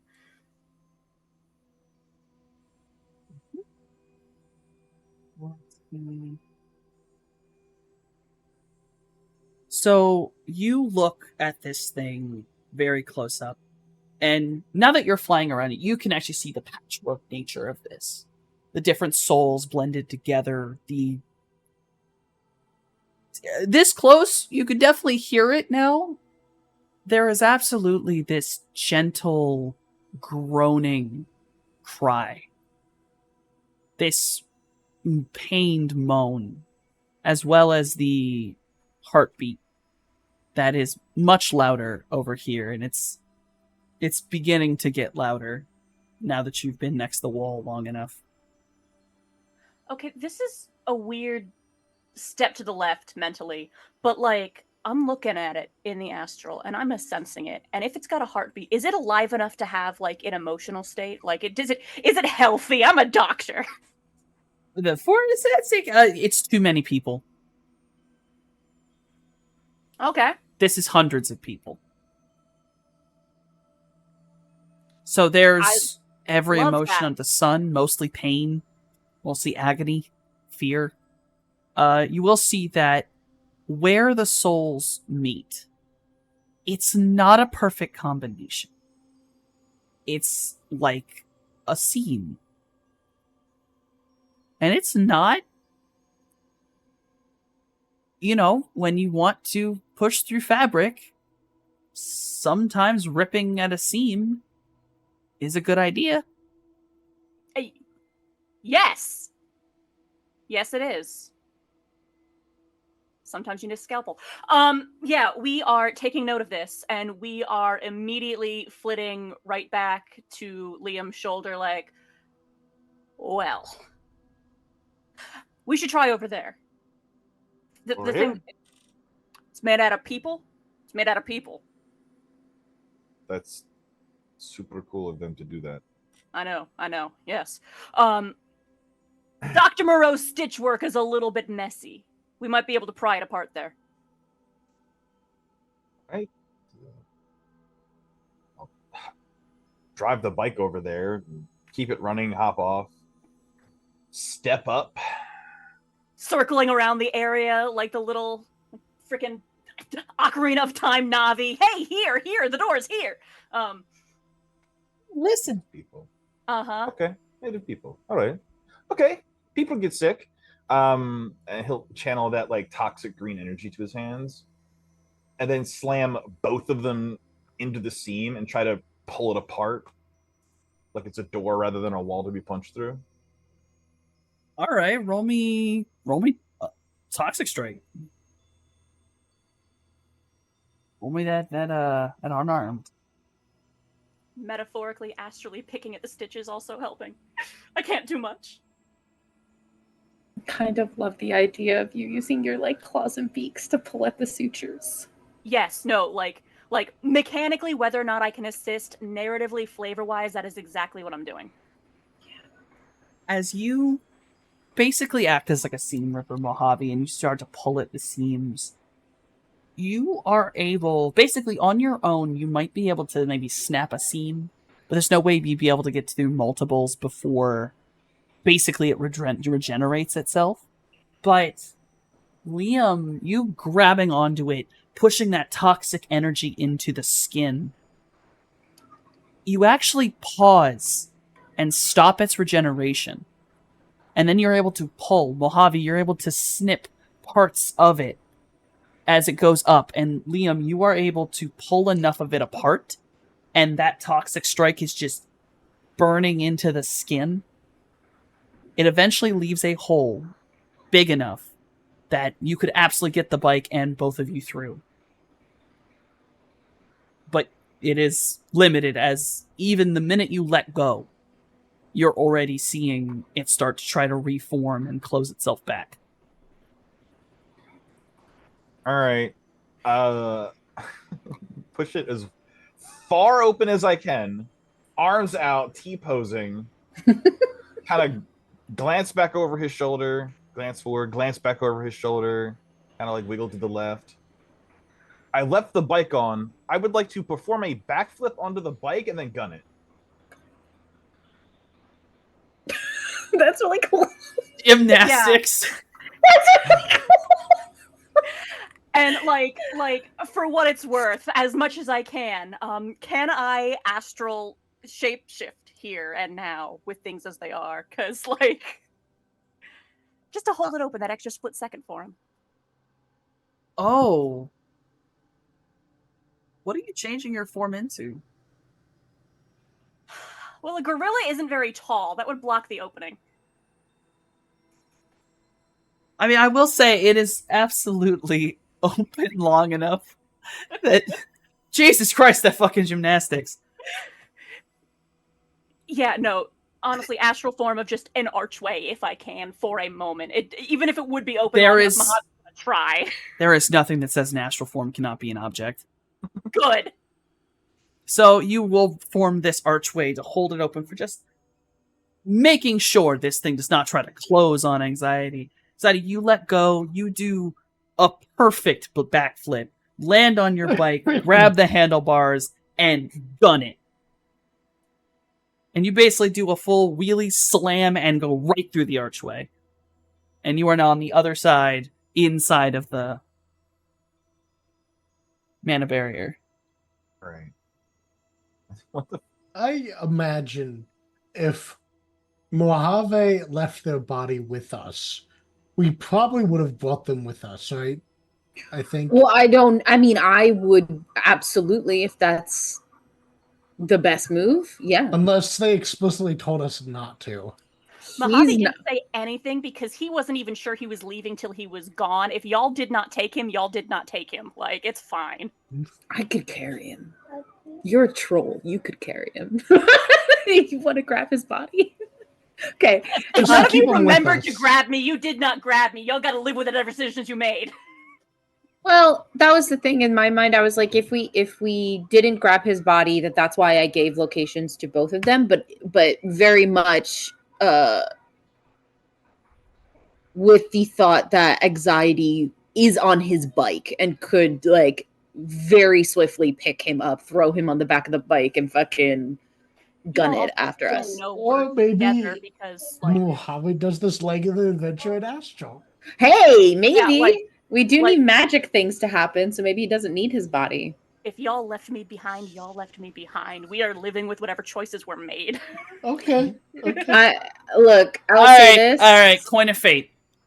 No, Someone- like I've someone pick heads or We tails. didn't call it. We didn't call it. Like just to We be did not. for real, we didn't call it. And I was under the impression that like he'd wake up and Anxiety could probably go get his body.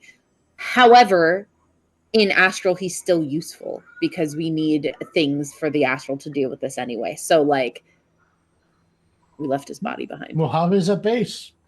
Yeah. Mm-hmm. Ave's Well, at base. Mojave's And if I get body's at kidnapped this base. time, it's not my fault. Mojave's If you get kidnapped this time, I'm going to burn the city down. Okay? So And then probably quickly followed by the DM. right.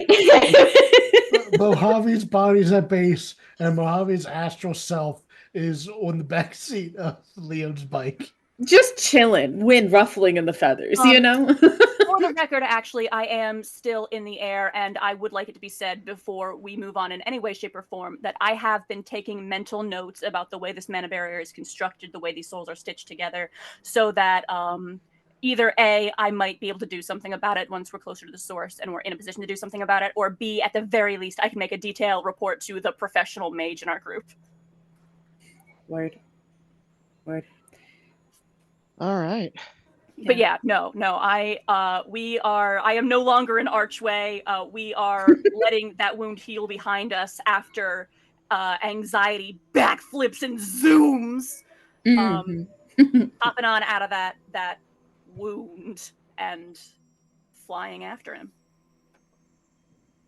Oh yeah. Full on hawk. You two Actually, no, it's a falcon. What am I saying? bet. The street's absolutely fucked with like flesh walls and flipped cars and shit. what are you As looking at? you go forward, we are gonna take a break. Hmm.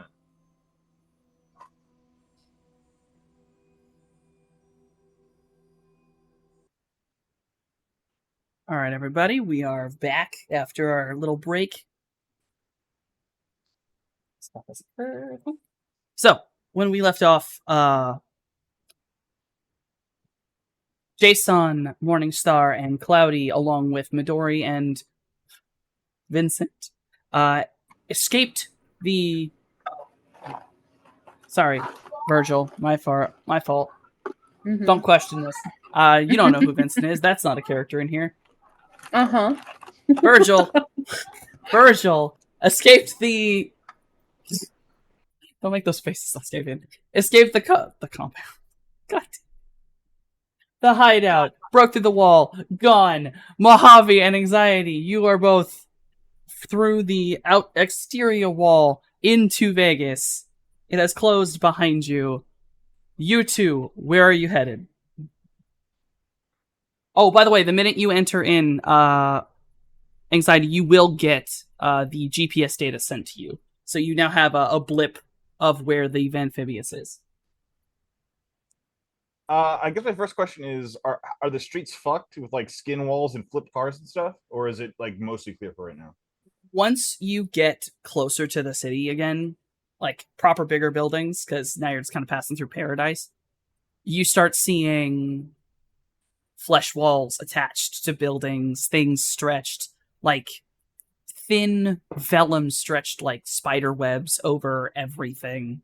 There are massive red roots that are strangling organic growths.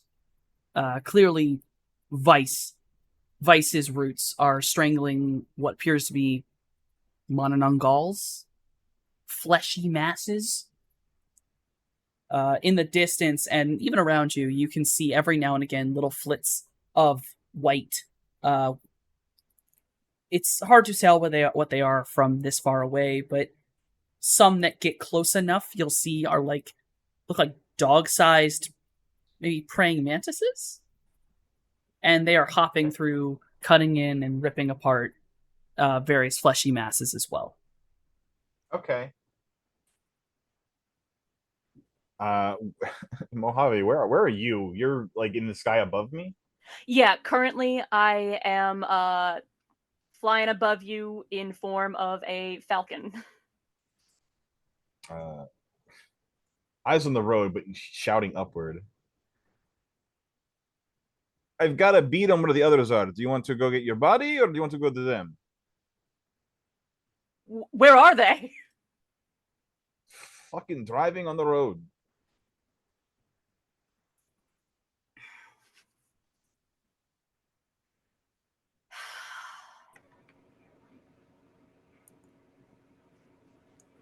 I don't know. All right, fair. Just mind racing. While I'm driving, is it possible to, like, anytime Liam drives past one of the flesh walls, to just stick a hand out and just drag his fingers across it at those high speeds with Toxic Strike? Well, well, just leave a trail, you know. Okay, Just I need inconvenience them gently. You know? I need 2 rolls for you to do that. Yeah. Huh? I need a pilot, groundcraft, Yeah. and then I'll need your unarmed strike roll. Yeah. Okay. And the pilot, so it's a 7-on-7 for pilot. You're good. You're good. You don't need the unarmed strike. You sure? I mean, you need the unarmed strike to make sure you actually hit it, but you're not going to crash. 5. Yeah, with that kind of control, yeah, you're able to touch a few of the walls as you pass by. It's a little bit dangerous, but you are very agilely able to weave in and out of the traffic. Some cars that appear to have been abandoned where they lay. There are others as you pass by that you try not easily, because you're moving so quickly, but try not to look too closely at, as doors lie open with some red substance seemingly dripping out of seats and windows. There's a question. Obviously, I am Bird, and it does not apply to me, but since we crossed the barrier, are comms reestablished between Liam and the others? Yes. They're still a bit fuzzy, but they are absolutely audible.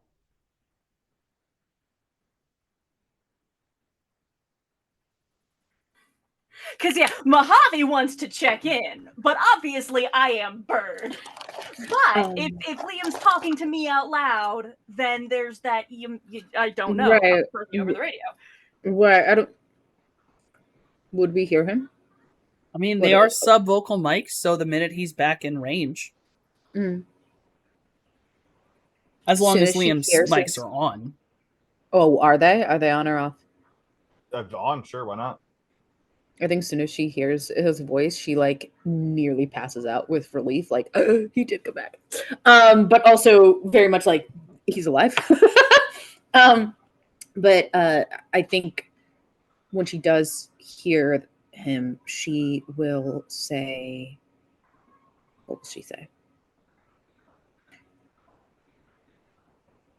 She'll say, Liam, is Mojave with you? Yeah, is he with you? No, he's back at the house. Okay.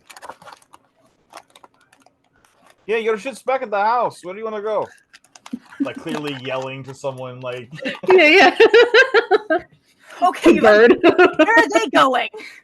where are you guys going? Toward the biodome. That's the source The of all this biodome. nonsense. Doing there? Hey, What do do you want you- your shit or not? What's the plan? I can't answer that question until we know what's going on. Oh yeah, what's the plan? We don't know what's going on. We're going there to find out. They I don't can know drive either. slow. Jay's offering to do the speed limit. Look, we don't really have a plan. This kind of happened suddenly. I thought we had more time, but we don't. So we They are don't have a headed that plan. way. It's spur of the moment. Sorry, I'm translating. He does not have his No, you're phone. totally fine. It's okay. Curses in bird in the sky.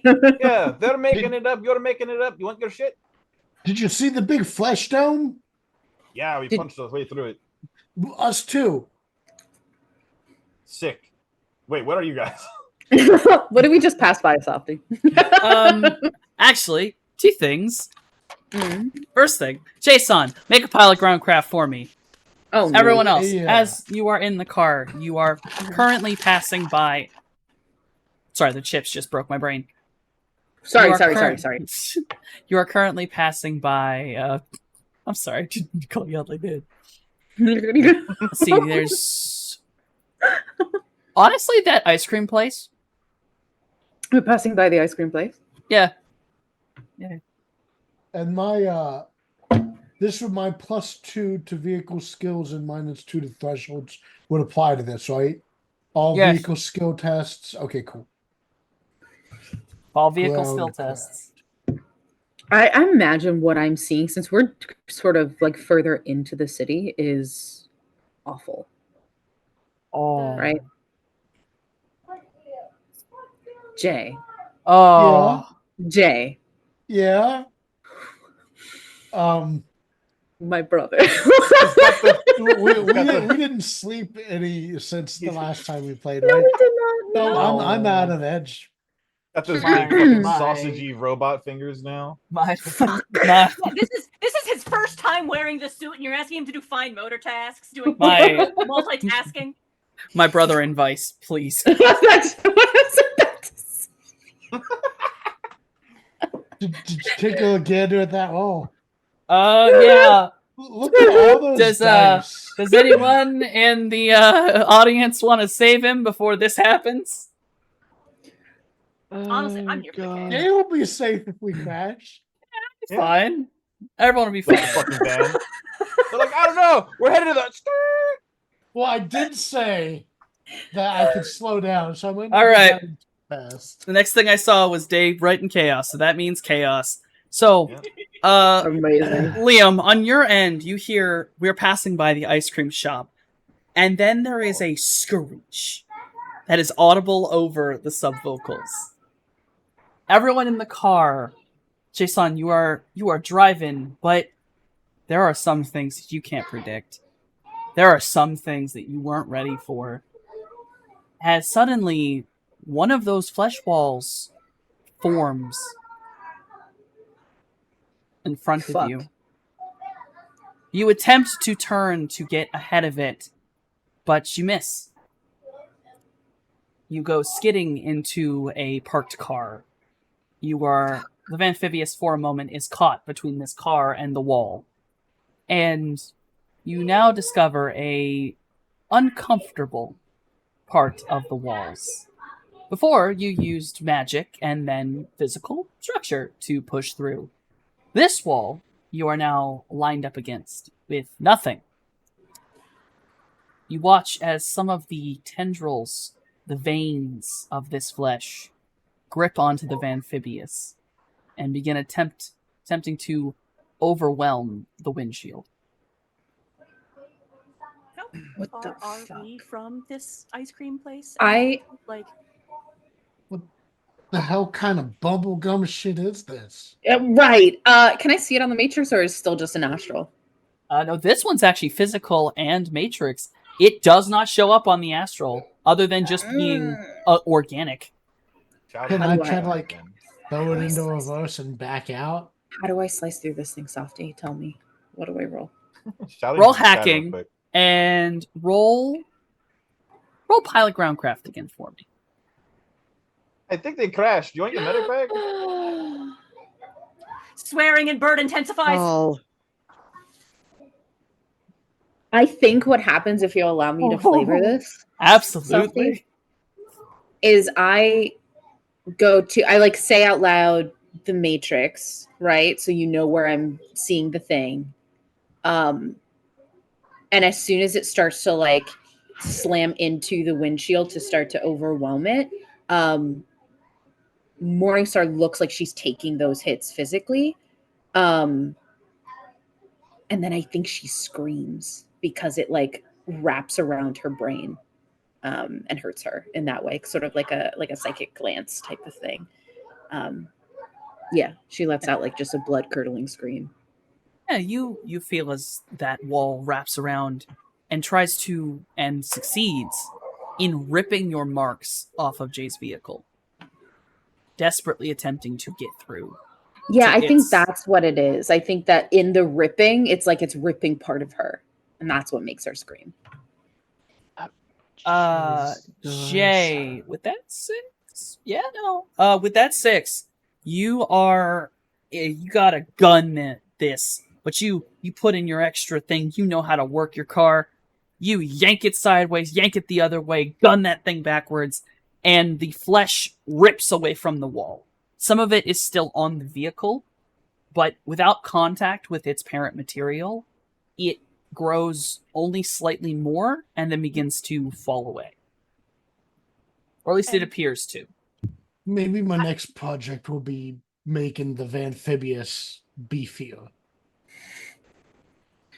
Where are we in relation to each other Yes. and also the hideout? Like, to know whether I need to go back and get my body versus whether we need to gun it to the team Yeah, to I touch will- base and catch up before they do something stupid. I will say that where you are right now, I imagine took the quickest path from the interstate back. You will pass by the hideout before you get to the ice cream store. Okay, if we're passing by the hideout, then yes, we can swing by and get my body, but like, we're Yes. not going on a detour for that. Actually, What are we because detouring of for? that, so the Amphibious had a detour because the flesh wall's in the way, there's a much easier path, and there's a lot of cars. But you two will actually see much closer to the biodome. There is what can only be described as a coiling, wrapping centipede-like something that is entirely encircling the biodome itself. And it is just moving constant. There are sections and parts of the area that are held up by flesh walls and are in current active violence with Vice's tendrils and the praying mantises of Papa Musa, and also a few other areas where some of the tendrils seem to shift from wine to pinkish. And they are also in aggressive fight. There are, in the space between the fence line and this writhing mass, creatures, blood spirits, of a design that you have seen before. All of them with some form of mask upon them. There are twisted bodies, shifted chests, multiple arms, legs. Some parts even look corpse-like, as if they had been rotting.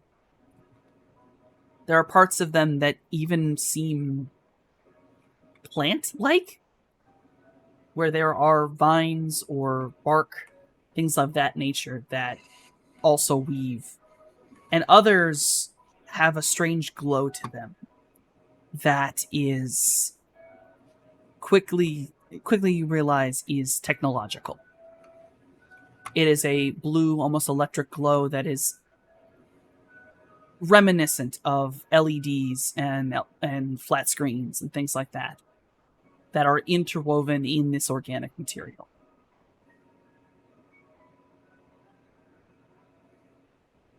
Don't love that. Yeah, I'll save that for now. The others are dealing with some shit, but if it does not appear that we are headed for the hideout, then Liam will start to make turns to go to the ice cream shop. You Yeah, will if pass we- by the hideout to get to the ice cream shop. Oh, well, perfect then.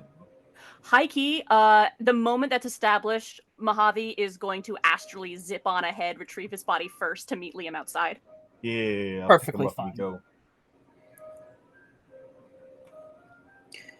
we go. Mojave. Oh, go ahead. I'll ask after. Mojave, you get back to your body very quickly. And I assume you grab your things, get yourself up, and begin to head outside. Yeah. As I think I do impulsively stop to I'm gonna swing by Cloudy's room real quick and nab some of them notes we've been taking, shove them in my bag as well. perfectly fine. Before you can make it to Cloudy's room, you hear a woman crying. And it is coming from down the hall inside of 404's room. And we're talking sobbing, crying. Brief hesitation, internal sigh, run to Cloudy's room real quick, shove the stuff in my bag, and then we're gonna go check on 404. In the brief time you have till Liam gets to the hideout, you find 404. She is very damaged. We're talking, she looks as if she's been shot in the shoulder. It is hastily bound to keep the blood down. She is crying, and in her hand, she is holding what appears to be I guess the equivalent of a laptop. It's not connected. It doesn't even look like any of her items. In fact, it's very sleek black, kind of metallic looking. And she's holding it and just crying.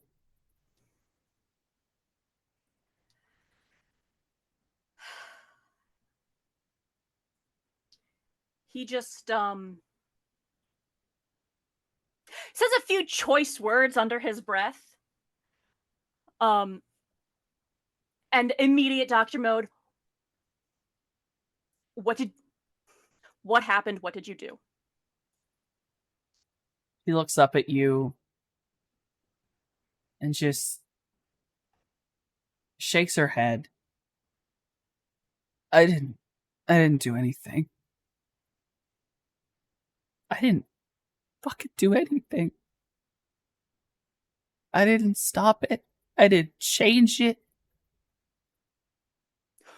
Focus 404. Be quick. What did you try to do? I was just in a meeting with Musa at Vice, just trying to touch base. And then Sandra showed up. A fucking bitch showed up. And she just tossed this in front of me. She threw me out of the building. And as we're talking, I am like looking over her and doing the doctor thing. Yeah. And you can see that this is not a bullet wound, not that you're closer. It looks more like a stab wound, but whatever item did this is almost perfectly cylindrical. And it's big. Like, we're talking bullet hole sized. Some kind of cylinder, or at least cylindrical-esque object was slammed into 404's shoulder.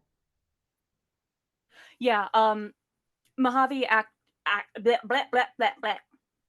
Blah, blah, blah, blah. Mojave activates his subvocal mics because he doesn't normally have them like personal space. But full on just 404's back. He's been attacked. Stabbed by some object don't recognize. Just full on, like, very clinical, just keeping the others up to date as he checks her over. And I think, what happened, 404? Give me the play-by-play.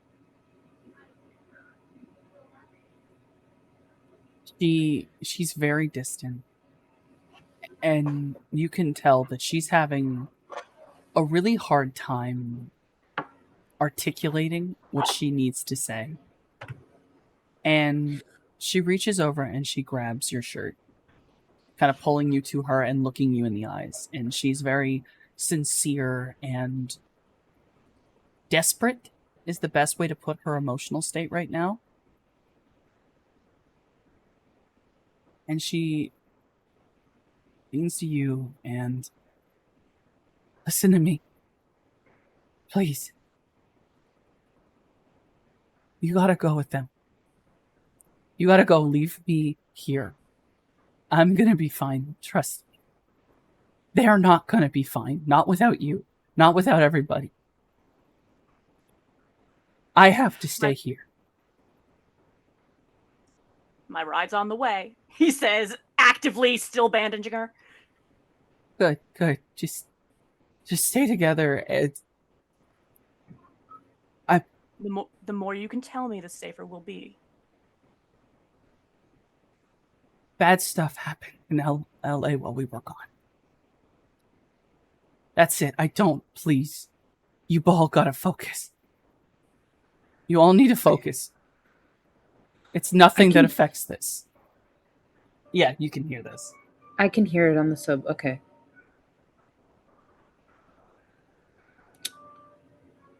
Fuck.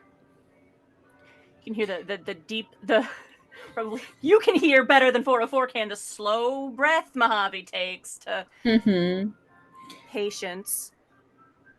I'm perfectly focused, 404. If you can focus and tell me what you know, what you saw, what happened. What made this wound? One of that bitch's fucking monsters. It has the description of that thing, right? Yeah.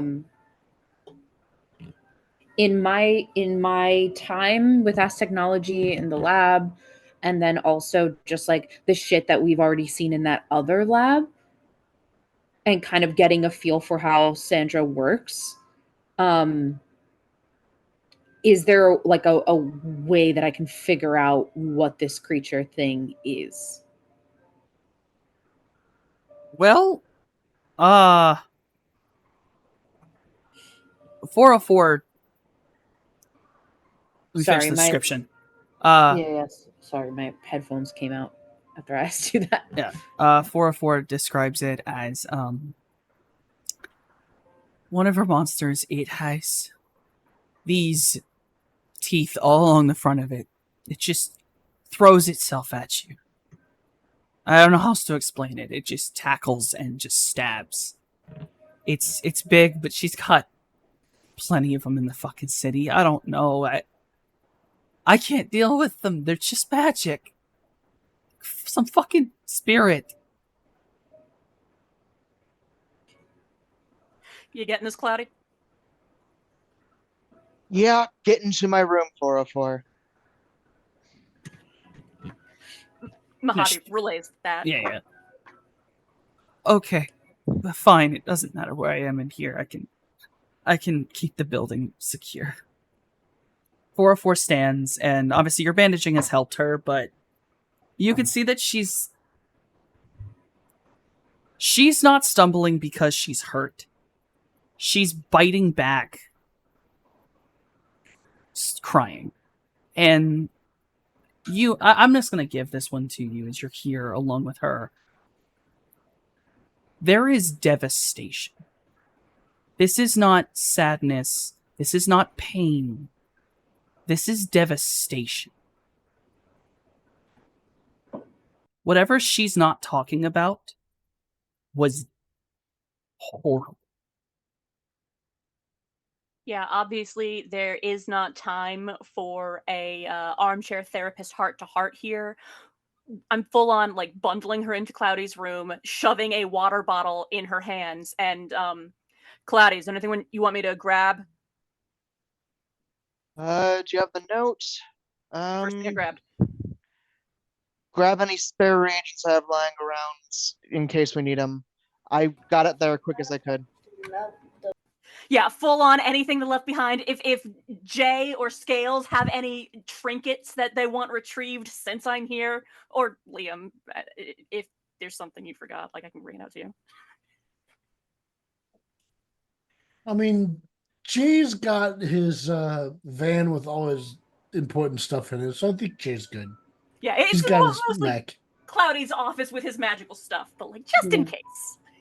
I'm good. I have everything I need. You're the only thing I need to pick up. Yeah, just all right, 404, we're gonna talk later.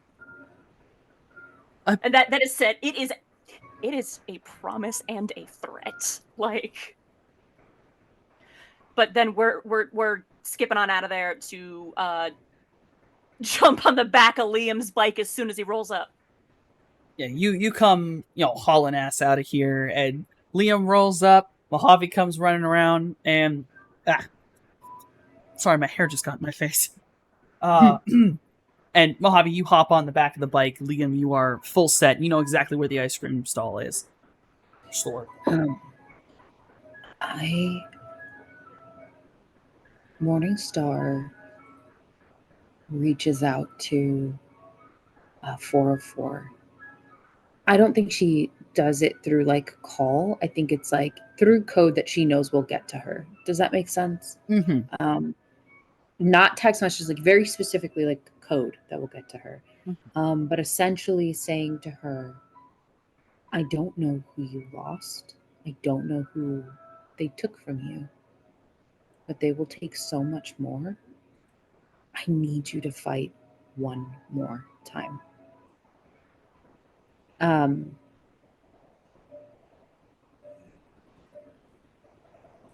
There's a moment where she pauses and then she finishes that sort of string of code by saying,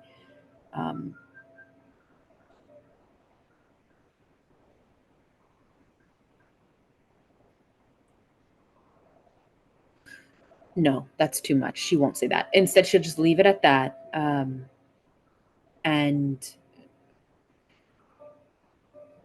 And we'll hope that this woman does not let herself spiral. And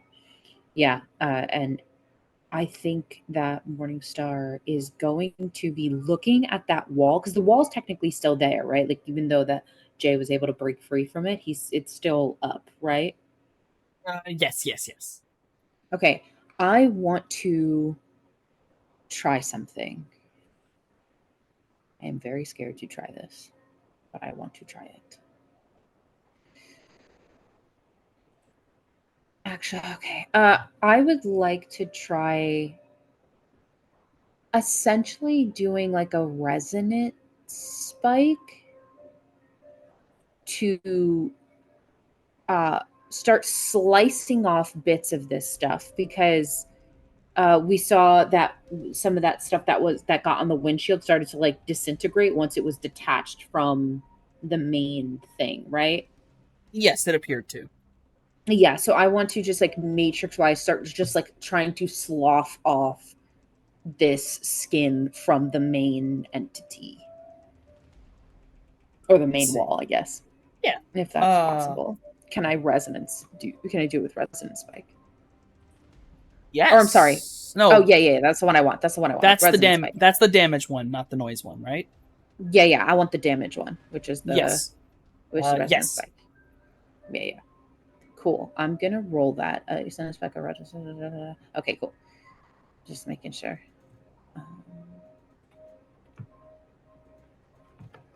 You can This pick feels whatever very important. level. I'm gonna do 5. So we still got a ways to go. And then I guess I roll my fade. Yes. Okay.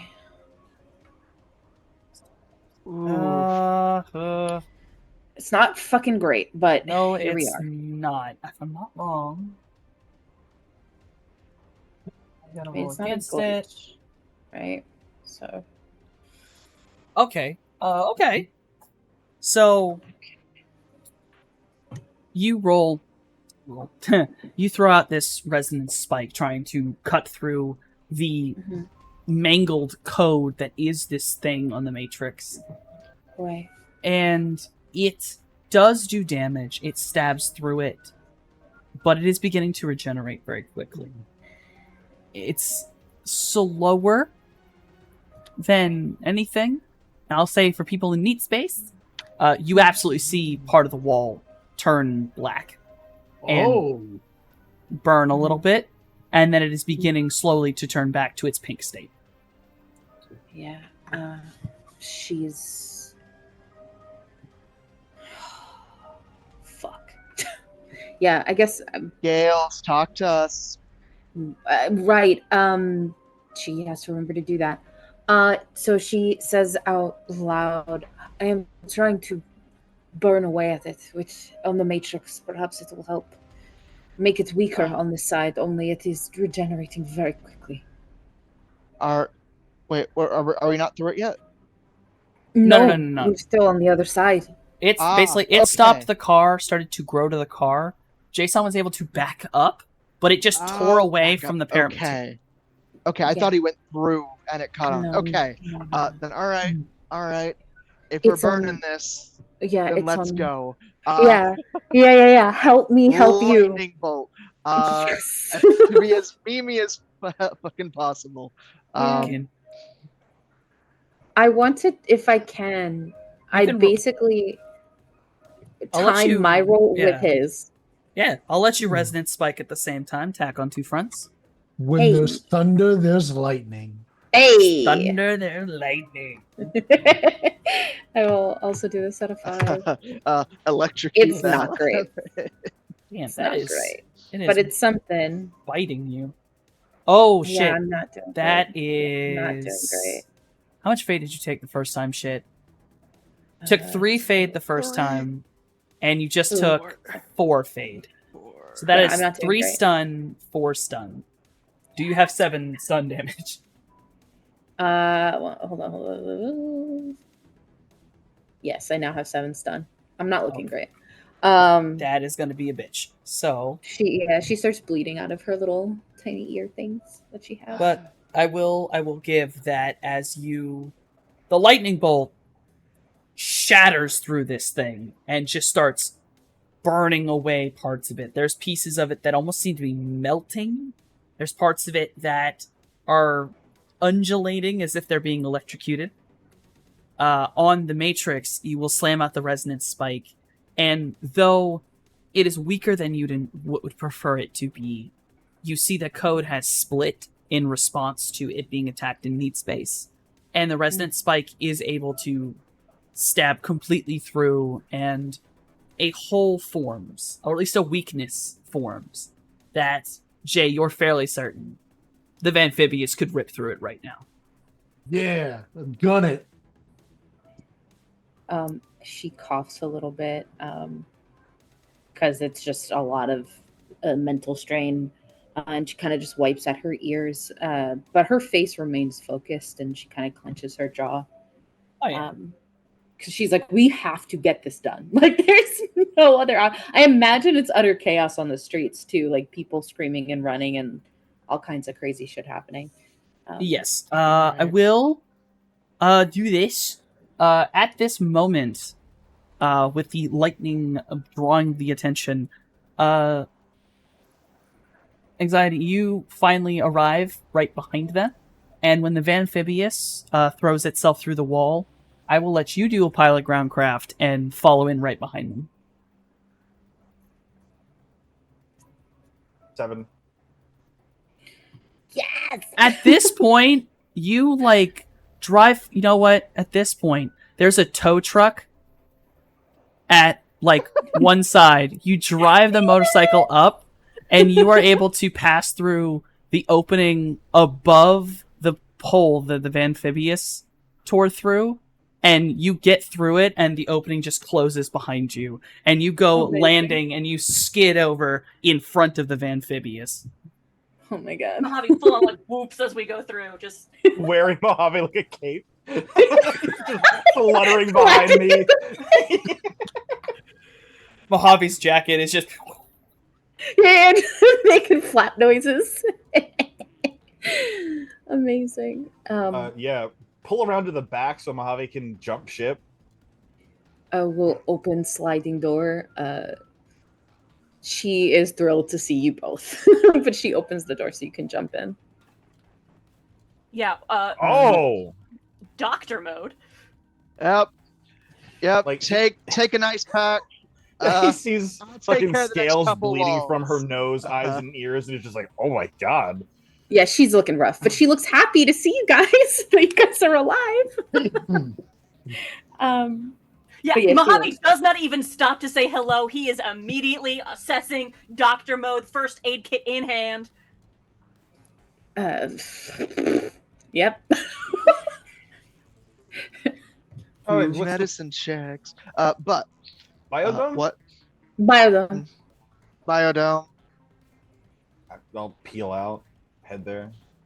So, allow me to describe what's going on in the city right now. As you're trying to drive through it, many places are being cut off by these flesh walls, and they do take time to get through. There are people who are running for buildings, hiding inside them, and you see that at least a couple people, as they ran inside like a casino, desperate to get away, the flesh grew over the entrance and completely covered it. There are...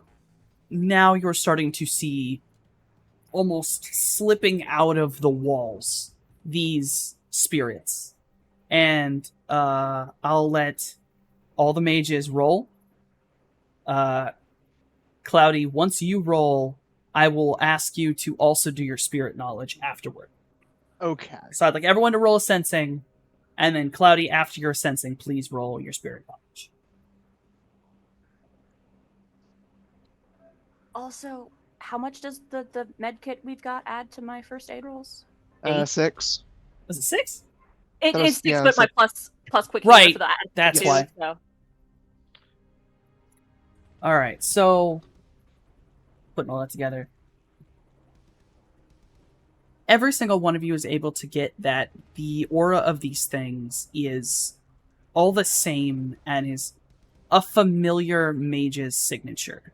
You have seen parts of her magic in various places. You've absolutely seen things that have her signature on them. It is Bloody Mary who has created these. Cloudy, your sensing's helping you a lot more and pushing your spirit knowledge up. Looking at these things, you have seen blood spirits. You have seen her blood spirits. Something's wrong. And it takes you a minute really staring at these things going, I know something is wrong with these things. What the fuck is wrong? And it clicks.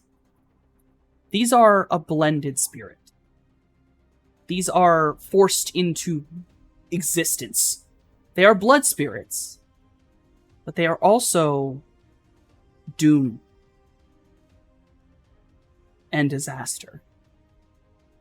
This is also where Mojave begins to describe what we saw as far as the astral barrier surrounding the city is, the way it was Frankenstein together out of a whole bunch of people, entities, spirit, vibes. Many, many vibes. Many bad vibes. souls, living and or astral or metaphysical, whatever. I will also have to give this. Some of these souls and auras that are inside of these things are not mortal in origin. Some of them are bound and twisted spirits of various types. Seemingly various elements, and you can see the creatures that do have them are using them as basically a power source to give them an element.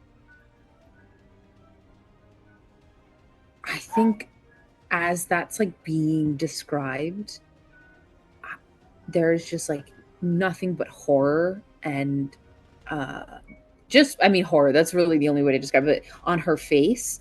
And I think there is a recollection to back when that huge flood happened in LA, and like we found all those bodies and like the weird spirit stuff that was going on where people were getting sick and like that whole thing. And I think she just has this like moment of being like, is that where she's been getting all these bodies? Like, because this thing is covering the entirety of a fucking city, right? So like she's been stitching this weird ass blanket for a minute, and then somehow also weaving in Matrix stuff. And So I would like Morningstar to Yeah. roll me computer or Matrix perception. okay. Or Matrix perception. How about we do do you want both or just the one? Just computer is for Matrix perception. Okay, understood. I got you. As far as I remember. Got it. F4. Yeah, no. You're horrified by what is being described to you, what you're seeing. But then something horrifies you even more. Some of these creatures have icons. Some of these creatures have multiple icons, glitched out, twisted, and they are bending and tearing at the grid, pulling themselves from below. There are, in the real world, you see, there are cables hanging out of them. There are drones that some are using for heads. I think she whispers it, but everybody hears it over the sub vocals. She's like, some of them are technomancers.